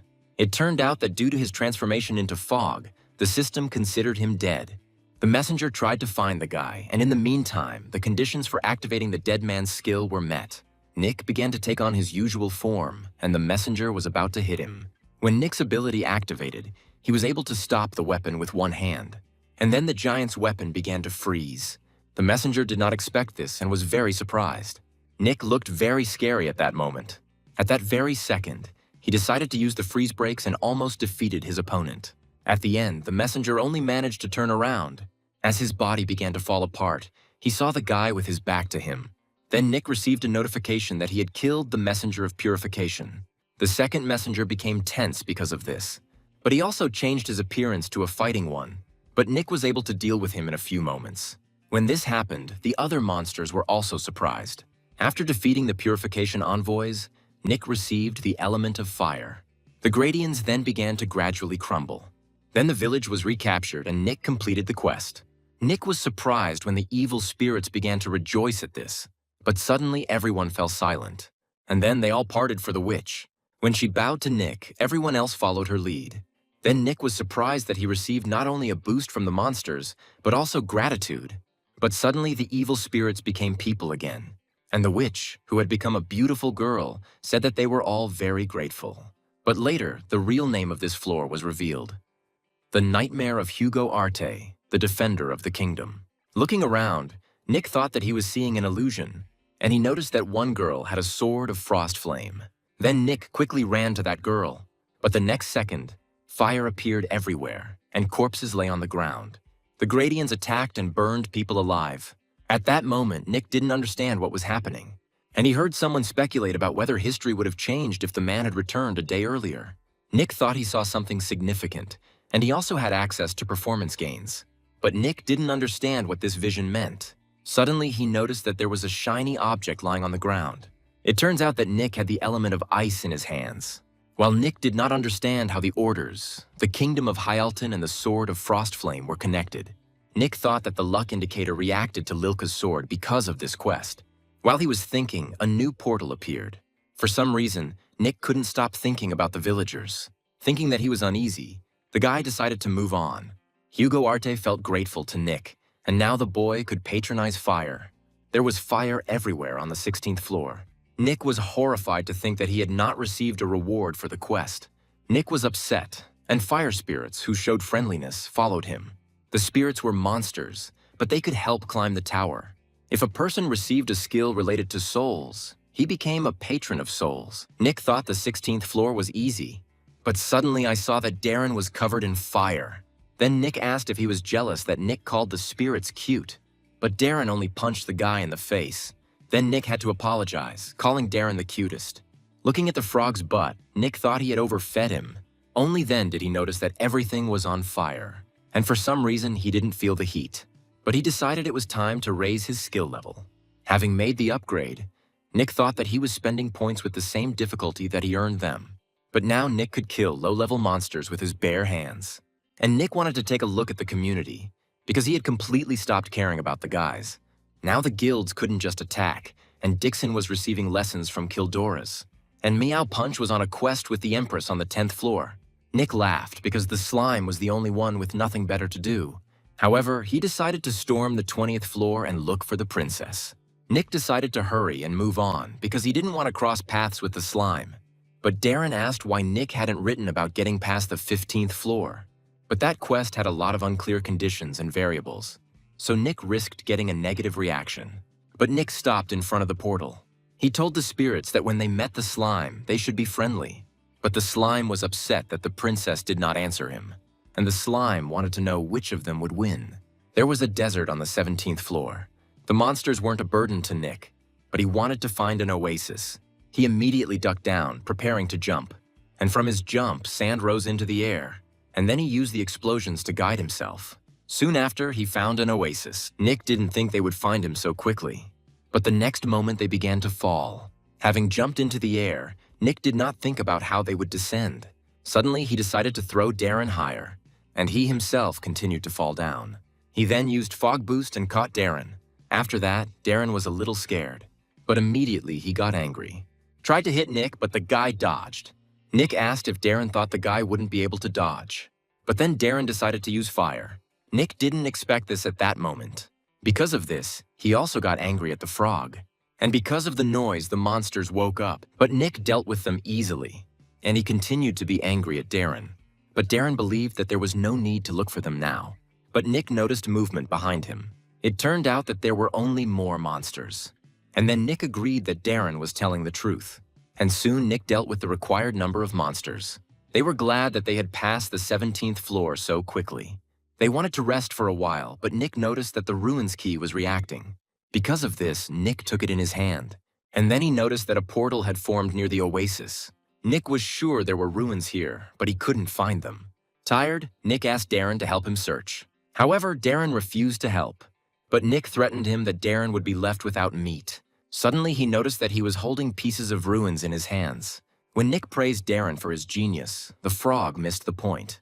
For some reason, Nick decided to look into the water. Peering into the depths, the boy thought he had found it. However, it seemed to Nick that the cave was very deep. Then he decided to look for equipment to operate underwater. Not knowing what to choose, Nick decided to turn to Gene. Nick said he was in the water, but was surprised by the suggestion that he was about the 30th floor. Nick was delighted when he received information on how to make a fishman mask. It was necessary to skin a fish that had a human face, and then keep it in a slightly acidic solution. Then dry it and you will have a mask. Nick bought the scale coating, but was only able to make about 80 scales. But the scales could also be used for an elixir. It was possible to make a higher-level elixir by adding scales and other ingredients. Realizing how much money he would get for it outside, Nick began to collect scales with him. But Darren only exhaled heavily. Soon, they jumped into the water and headed deeper. Now Nick didn't have to worry about breathing underwater. But suddenly they stopped and looked at each other in surprise. It turns out they were near the entrance to the ruins. Inserting the whole key, Nick opened their gate. Then our heroes were very surprised. And now they were ready to enter the ruins. Taking off his mask, Nick complained that it smelled like fish. But Darren asked to look up. The ruins contained the orders of fire and ice. Nick immediately decided that two goddesses were depicted, and then he was glad that he would be able to get the relics in this place. But suddenly his sword began to react to something. Nick decided that the sword was reacting to the relics. But immediately, everything around me began to change. Nick received a notification that he had to prove his strength. But Nick was not afraid when he saw his enemies. The guy thought it would be a good warm-up. Nick soon dealt with each of them. But third-level enemies were waiting for him. At the same time, they pounced on the guy. But Nick dodged the first blow. He considered the enemy to be fast, but they were approaching him again. When Nick reacted, the enemy was very close. But the guy managed to stop the blow with his sword. While Nick blocked one attack, they wanted to hit him from behind. The next moment, the monsters attacked. But Nick used fog acceleration. Afterwards, he and Darren also decided to show their strength. Darren's saliva was slowly eating away at the armor. Nick shoved the weapon into the resulting hole. Then he said to get ready. And then he started using the explosion. After this, the monster was torn apart from the inside. The other monster was surprised by this. But then Nick was already approaching him. Using the cutter skill, the boy killed the monster. At that moment, Nick's strength was recognized. Then Nick was glad that the messenger of purification did not appear. Next, Nick had to walk on fire, which was expected from this temple. Even though Nick had high fire resistance, he still felt hot. Once the path was completed, Nick tried to cool down. But at that moment, Nick began to guess what the second obstacle was. And Nick was right. We had to go on through the frost. This was the road to the Order of Ice. Nick immediately asked Darren to turn on the stove mode. The guy was breaking apart some of the boulders. Then he thought that with Darren and the skill to break ice, the road would be easy. Soon he had to open the last door. When the door opened, a bright light poured out from behind it. But Nick's final obstacle was testing Magnarok. Whoever passed the test could choose a relic. The guy's eyes were wide open from the A-level relics. But at that moment, Magnarok greeted him. He explained that the support of the Order was elected in this place. But Nick had already demonstrated his abilities, so he was offered to choose a relic. But Nick could only feel it, not receive it. However, Nick was still dizzy from all the treasures. There were too many treasures in front of him to choose from. Using his vision, Nick quickly made his choice. Magnarok asked what the boy chose, but then he saw it himself. Nick wanted to choose the blade of the Frost Flame sword. Magnarok approved of the guy's choice. Nick was also delighted with this sword. But suddenly the element of fire began to merge with the sword. Nick didn't seem to expect this at that moment. But the fusion of the two objects produced a bright light. But after that, the Frost Flame sword regained its original appearance. Nick was glad that the sword even had an additional S-level option. But if Nick fails to gain Magnarok's recognition, the relic will be sealed. And at that moment, Magnarok decided to begin the test. When his hand fell to the ground, Nick was surprised, but its fragments began to come together into something. This is how the Guardian Phalanx was formed. Then Magnarok said that the Order of Fire and Ice had 3 dogmas. The first was the protection of what was most precious. Nick thought about the question of what was most precious to him. In fact, the boy's parents died, and he couldn't even wait for a call from his friends. And now he only had his colleagues in the tower, but Nick wasn't sure that he cared about them. Then Nick realized that he had lived a very sad life. But suddenly his attention began to be drawn to Darren. And then Nick was glad that he had this pet. Magnarok was a little confused by this, but he was ready to begin the test. Nick was asked to fight to protect what was dear to him. Then the guard pounced on the guy. He threw a punch, but Nick dodged it. Nick immediately realized that the sword had sacred power. He stretched out his hand, about to use the explosion, and he managed to hit the enemy in this way. However, the guard received little damage from the explosion. Almost immediately, his limbs began to regenerate. Nick found this incredible and asked Darren to attack. By hitting the target, Darren slowed down his regeneration. Then Nick used the cutter skill. Nick was glad of the ending, but Magnarok thought it was not enough, and he began to create many opponents who would be equal in strength to Nick. But Nick was surprised that there were so many of them. Because of this, he used the enhancement cube and attacked, with additional damage for a triple hit. Nick decided that since there were a lot of enemies, he would go straight ahead. Then he used a firebomb, and he continued to crush them with the blow of his sword. One after another, he continued to destroy his opponents, and gradually their remains formed around him. Magnarok found Nick incredibly strong, and Nick was the first one to come here with the relic. But the monsters kept coming closer, and the next moment, several of them merged into one.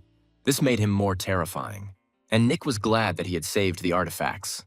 When the monster attacked, Nick was able to stop the attack. However, from the collision of two forces, everything around collapsed. But thanks to the attack, Nick was able to absorb almost all the necessary damage, and soon the monster saw a light appear in front of him. After this, a powerful explosion occurred. After the explosion, someone's figure was visible from the smoke, and when the smoke settled, it was clear that Nick had survived the battle. The monster only had its core to destroy, and by destroying it, Nick spread the ice, and then he asked what the next dogma was. Magnarok was surprised by this outcome. Nick asked if he thought the guy was that strong. However, Nick knew he was tired and tried to hide it. Nick used almost all the skills except the Dead Man and Fog, and Darren's abilities remained. And then Magnarok congratulated him on passing the first dogma. After that, something started to happen in the room. When the cube's power-up ended, Nick used it again, and Nick was given the power to strengthen the spirit of demons. At that moment, he was glad that he had got a 6 for the first time. However, the mana consumption was also high. Suddenly, Darren noticed that a spirit had come out of Nick. This spirit materialized based on Nick's magical power. The man who owned this spirit rose to the 84th floor. The spirit wanted to attack, but Nick stopped him. Then Nick asked him to fight in a way that would be within the boy's strength. Magnarok was surprised that Nick overcame the first dogma with the help of ice. Nick was grateful for the praise, but wanted to move on to the second dogma. But at first, Nick did not understand what the blessing of fire on the second dogma meant. And then light poured out from Magnarok's crown. For Nick, that light became too bright, and the next moment someone's blood was spilled.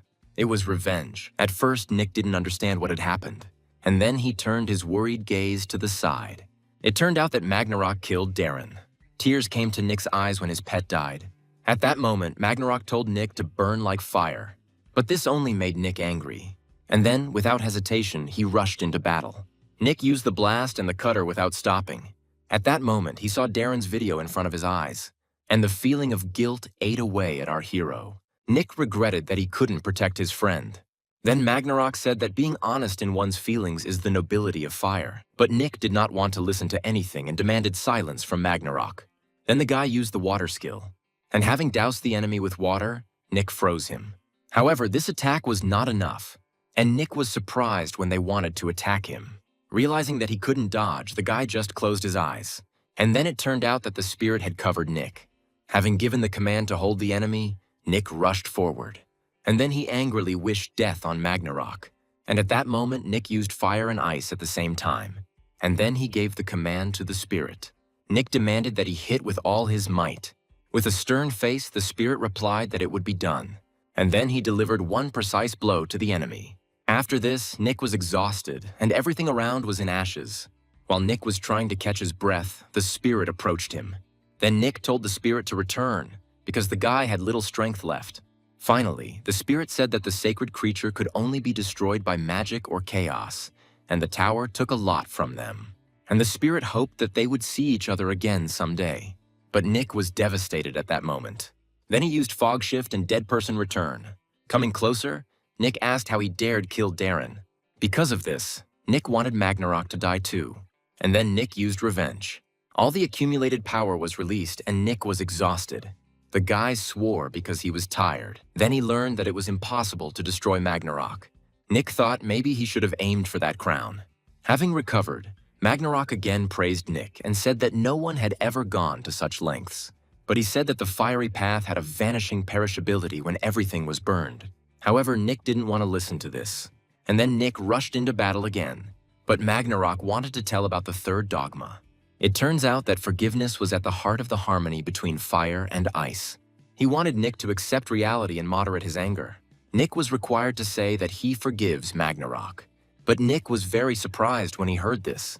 He couldn't forget what happened to Darren, and Nick couldn't forgive it. This made him want to attack again. And while attacking, the guy wished death on the enemy. Nick was furious that Ragnarok wanted forgiveness after Darren's death. But Ragnarok told Nick not to strain himself so much because he didn't have any strength left anyway. At some point, Nick dropped his sword, and then he started falling to the floor. At that moment, Ragnarok continued to say that anger could not solve everything. So, in his opinion, Nick should stop. But Nick didn't want to give up and started using his fists. Nick ignored the words that he needed to stop, and he continued to smash his fists until they bled. But at some point, Ragnarok's patience ran out. Then Ragnarok said that he who does not know how to forgive is not worthy of becoming the support of the order. But Nick said he didn't need peace of mind or becoming part of an order. He wanted the power to ensure that nothing like this would happen again. But suddenly Nick's whole body was bound by a thread. Ragnarok said that Nick cannot forgive, therefore he is not worthy. But Nick replied that if Ragnarok wanted forgiveness, he should have apologized first. Ragnarok didn't listen to the guy and promised to take the relic and plunge Nick into eternal sleep. But Nick was angry that he stood his ground until the end. Then he decided to use his dagger. Ragnarok thought it was stupid that the boy was torturing himself out of anger.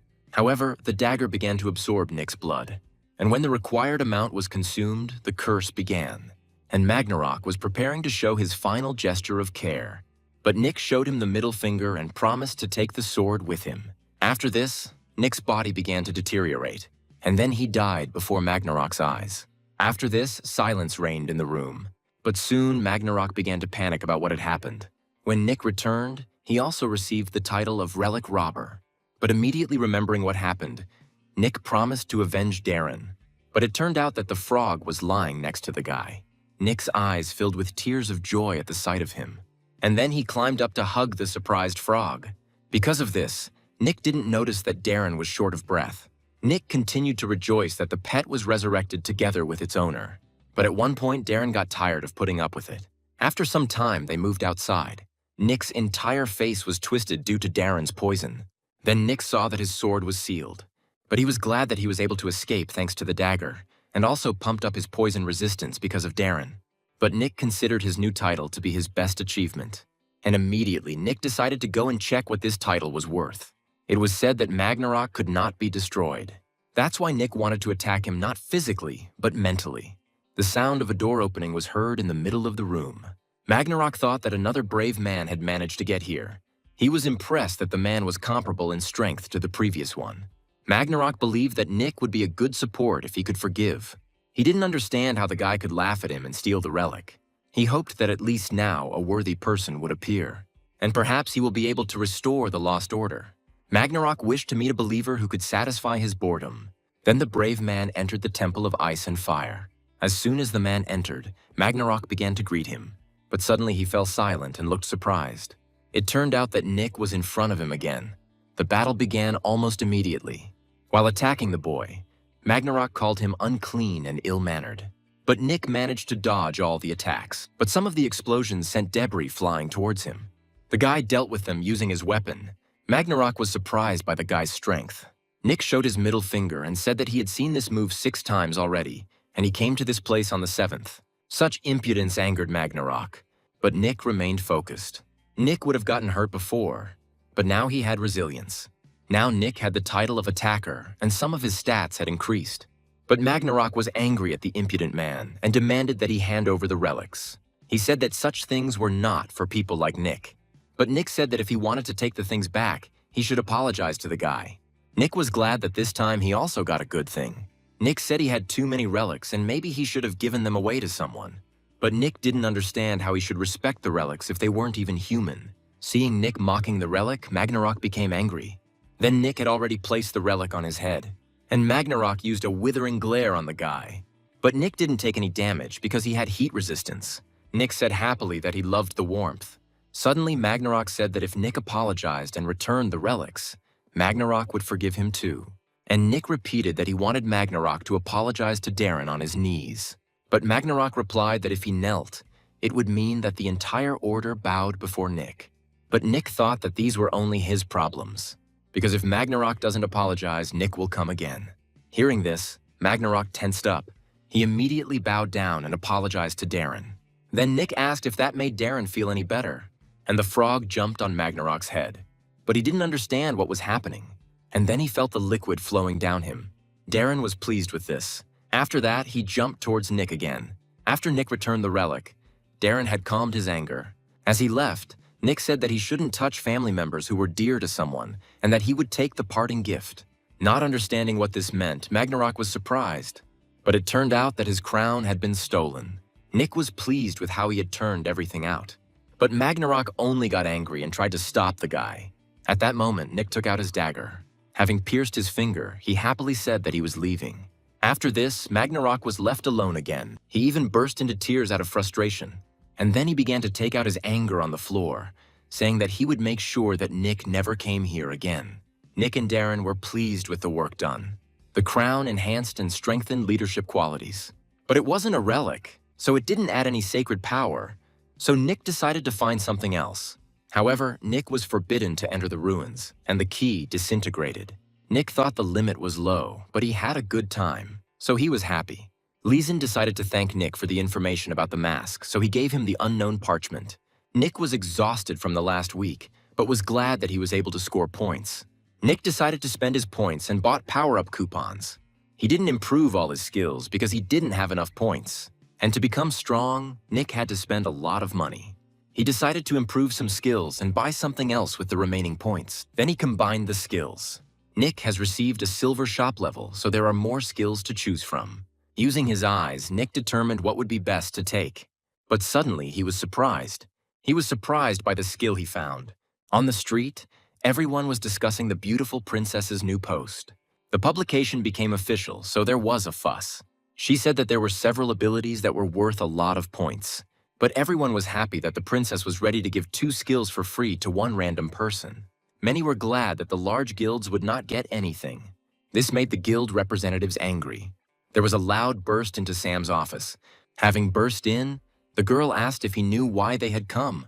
Sam said he saw that post too, but he suggested calming down and talking calmly.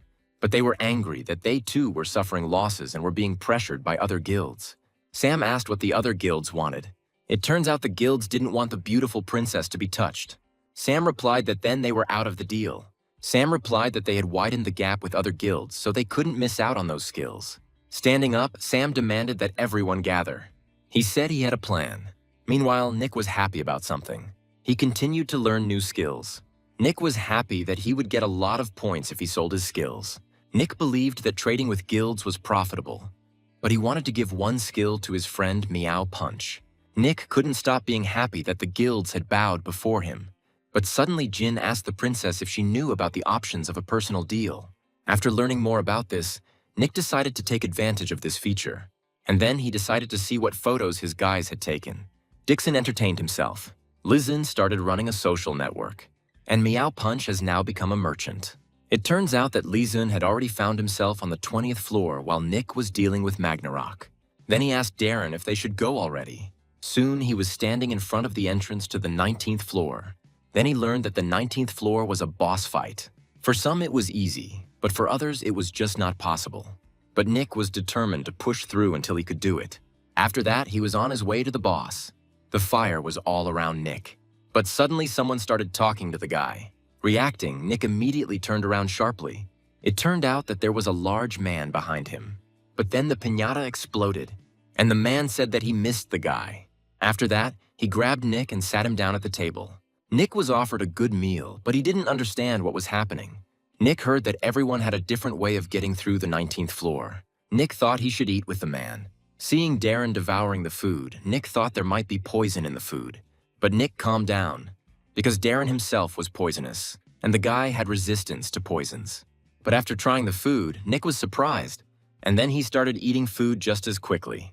The man said that they ate so quickly that his heart rejoiced. Soon, Darren had emptied all the plates. Nick, like him, also ate too much food. But then the man suggested starting the test. Suddenly, the furniture disappeared from under our heroes. It turned out that getting approval required some effort. According to the man, the food was a sign of his kindness. Suddenly, Nick felt the effect of amplification. Darren also got stronger.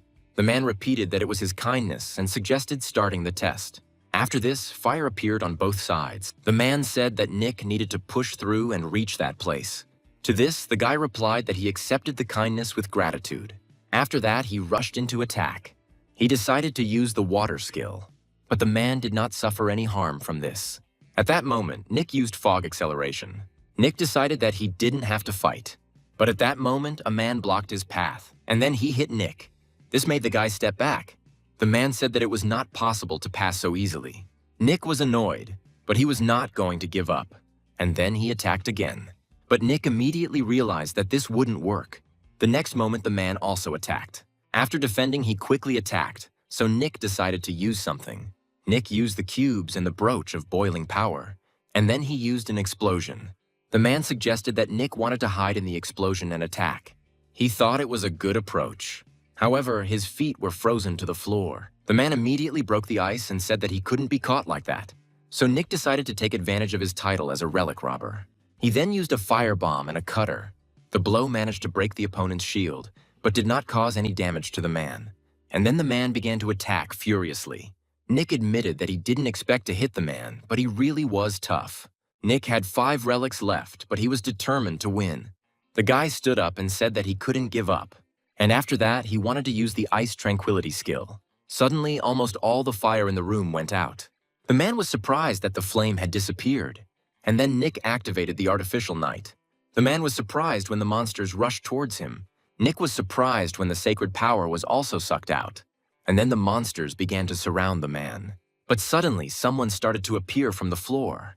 And then someone's claw grabbed the man. When the man was stopped, Nick ran forward. But the enemy became very angry about this. Nick was surprised when he heard a sharp sound behind him. Having broken free from the shackles, the man said that Nick would not go there. He extended his hand forward, preparing to attack. And then a bright light appeared around him. When Nick saw this, he was very surprised. Afterwards, there was smoke from the explosion all around. But one of our heroes' swords broke. At that moment, the robber title was activated. Nick was taking a lot of damage even when defending himself with S-level relics. The man was surprised that the boy was still alive, but Nick knew that he would die from the same damage again.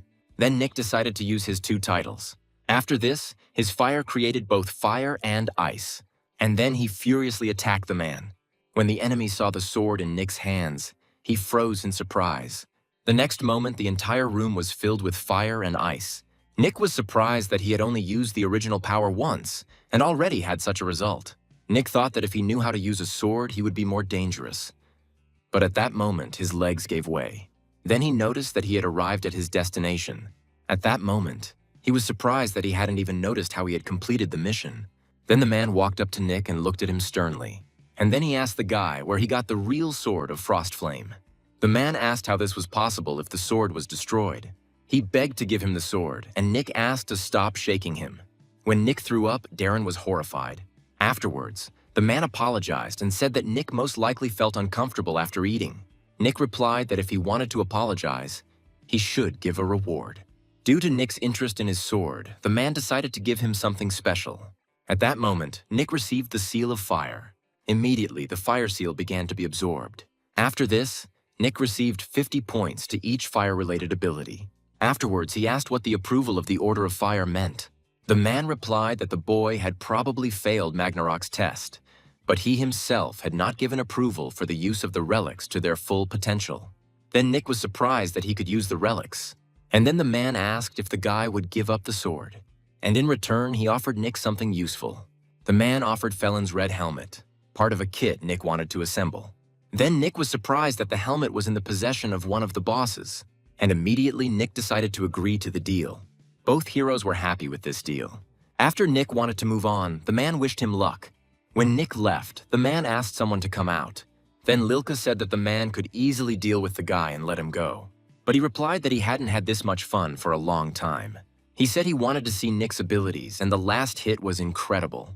But Lilka replied that it was because the man was using scrap metal. She asked mockingly if the temple support could use such a thing. Then a new shield formed in front of her. The man was surprised when he saw him. It turned out that the shield had found a suitable owner, and now the relic was awakening. Lilka said that for a long time she could not find someone who would get the dragon scales and asked if the man would now go to the 29th floor, and he sternly replied that he should do it. Lilka said that they could hate him, but he replied that he needed to take that into account. And the third dogma, according to him, was about forgiveness. After this, the man wanted to go somewhere. Then he was glad that he was finally going to Magneta. Nick, meanwhile, found himself in the safe zone of the 20th floor. Nick immediately noticed that there were fewer people here and they looked capable. Then Nick thought that Li Zun should have been here too. Nick also remembered that Lilka promised to meet on the 20th floor.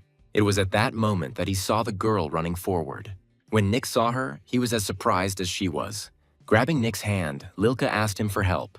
Noticing the blood at his mouth, Nick began to think about the bad. With horror, he decided that the major guilds had attacked her. But the girl brought him to the store and asked him to pay for everything. Then Nick was very surprised. He realized that these were not bloodstains, but traces of food. The store owner asked why Lilka always brought someone in and ate on credit if she had money. Overjoyed to meet her, Lilka wanted to hug Darren, but Nick dodged the girl. Then she was surprised by the guy's behavior. Lilka reminded him that Nick had promised to touch Darren and asked if his beloved girl had missed her. But Nick didn't remember that. But suddenly he was surprised and asked Darren if he was really a girl. At that moment, Nick noticed that he was attracting too much attention. Nick firmly said that if Lilka wanted to hug Darren, she had to pay the debt first. Lilka was unhappy, but she returned the entire debt. And Nick was angry that she wanted him to pay so much. Lilka was eager to touch Darren, and Nick suggested going to a quiet place. After this, Nick politely said goodbye to the owner of the counter. Entering the alley, Lilka remembered their first meeting and asked if Nick had a fetish for them. But Nick said they were there to have a quiet talk and asked if she had sold any things. Lilka said she wanted to buy Nick and Darren's scarf, and Nick asked if she knew anything about the felon set. Hearing this, the girl became thoughtful. Then Nick showed his helmet and chest plate. He collected 2, but he needed 5 more artifacts. He said that if Lilka had any of these, they could exchange them. Nick offered the crab artifact, and Lilka said it was a good thing that she couldn't get even if she wanted to. She agreed to buy it, and Nick was happy about it. But immediately after he heard that she did not have the things from the set he needed, Nick got angry and took out his sword, but Lilka said that she knew an NPC who had these things. Hearing about the right hand of the set, Nick asked to get it, but Lilka said that this was impossible, because he had not made a deal with her. He was too fixated on his territory that he didn't even talk to the girl. Nick thought it wouldn't be easy, but he had to buy that thing. Then Nick asked to give him all the information about that NPC, but Lilka demanded that they give her that artifact in return. Nick didn't want to give her the calm of ice, but he was ready to give her something else. Lilka agreed, but said that she would only give him information. And still, the guy had to go to the place where that NPC was. It turned out that Lilka gave him another quest. Darren yawned while Lilka explained the details to Nick. Later, they came to the place Darren asked for. Nick was angry that Lilka was still setting conditions for him. Nick said he would take care of business and Darren could rest. Then he decided to take his helmet. After putting it on, he saw his stats increase. Nick was surprised that the indicators instantly jumped, and the armor was indestructible and repaired itself. This effect was achieved with just 2 things, but Nick couldn't imagine what would happen when he collected the whole set. Then Nick discovered the community and learned about some competition. But suddenly he realized what it was about. Soon he came to the western area of the 20th floor of the tower. You had to choose a side to defend and hold back the wave of monsters, and this was the first competition in the tower that had to be completed together. To participate, Nick needed to contact an NPC and select a zone to defend. But they came to the counter again and wanted to eat. Nick noticed that there were no people in the area, and the girl replied that trading was even worse during the competition. The girl had to admit that this area was not popular. For protection, it is useful to use buildings as a barricade. But there were few buildings in the area, meaning little shelter. Nick agreed that it would be a shame to die after all his efforts.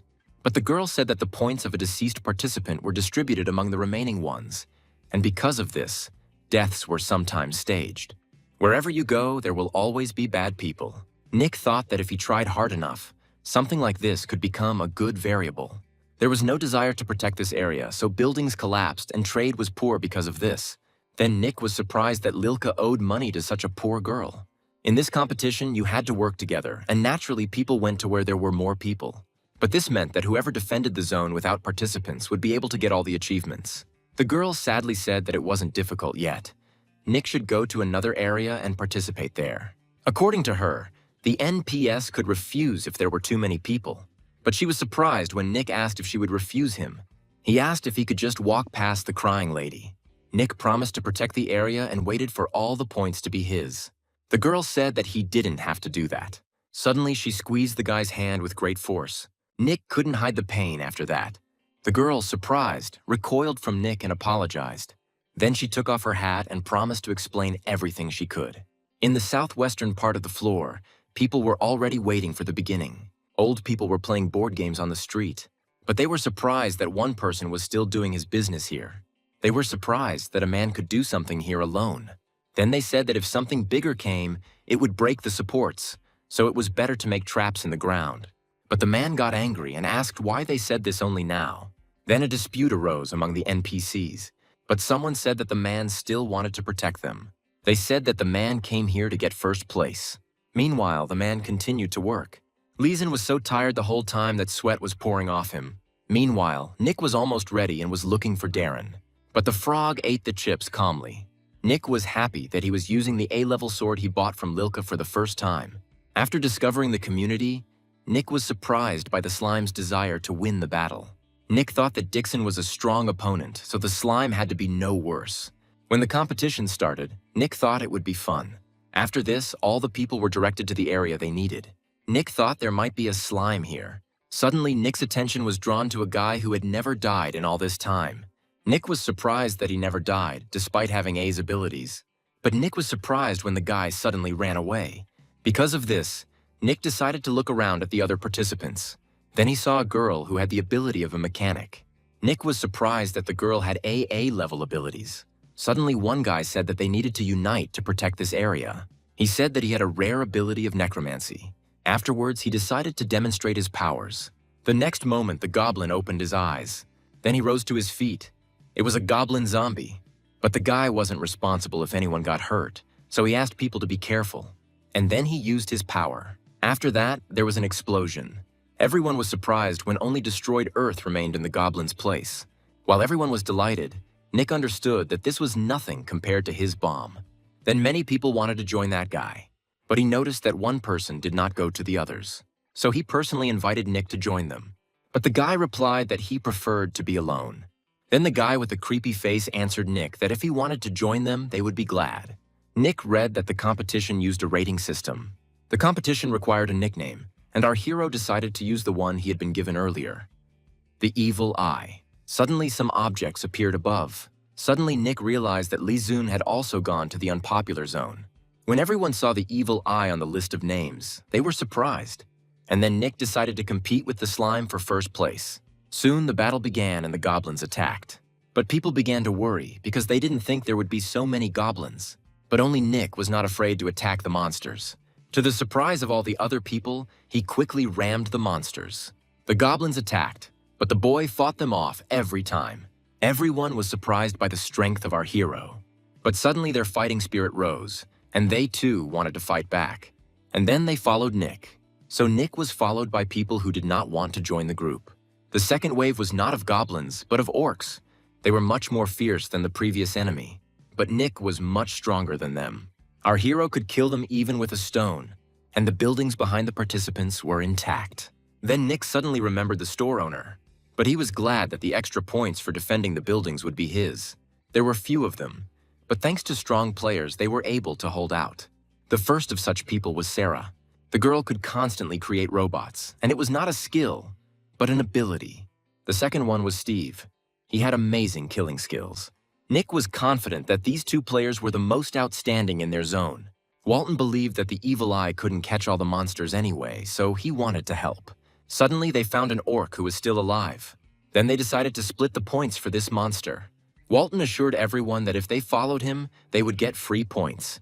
But suddenly a stone flew into the ground next to them. Nick pretended to aim at the monster, but was actually angry at the other participants. Turning to his group, Walton said they had done nothing wrong, so they should not be afraid. And then they gathered their courage, because the evil eye could not kill them anyway. Nick was angry that those participants were finishing off monsters that others had caught.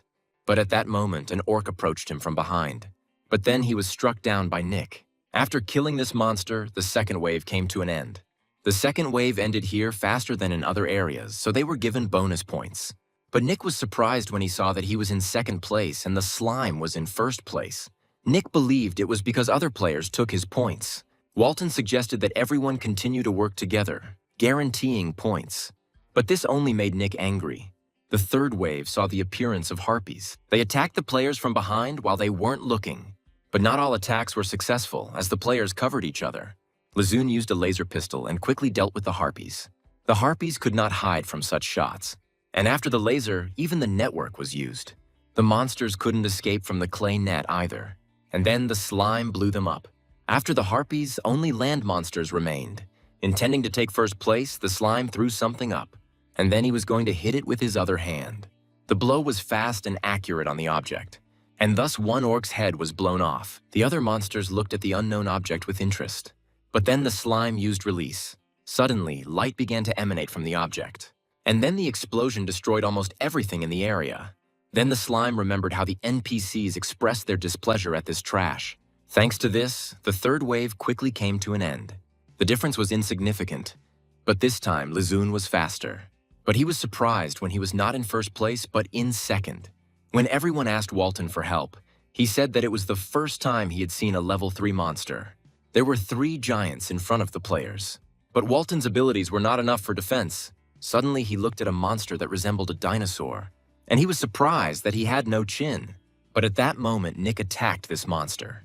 Then the players got angry that Nick had lured them here and now they were surrounded. But Nick knew in advance that they wouldn't be able to do anything in this area. Telling the others that he was busy, the guy continued to attack. Then everyone became sad and Walton became angry.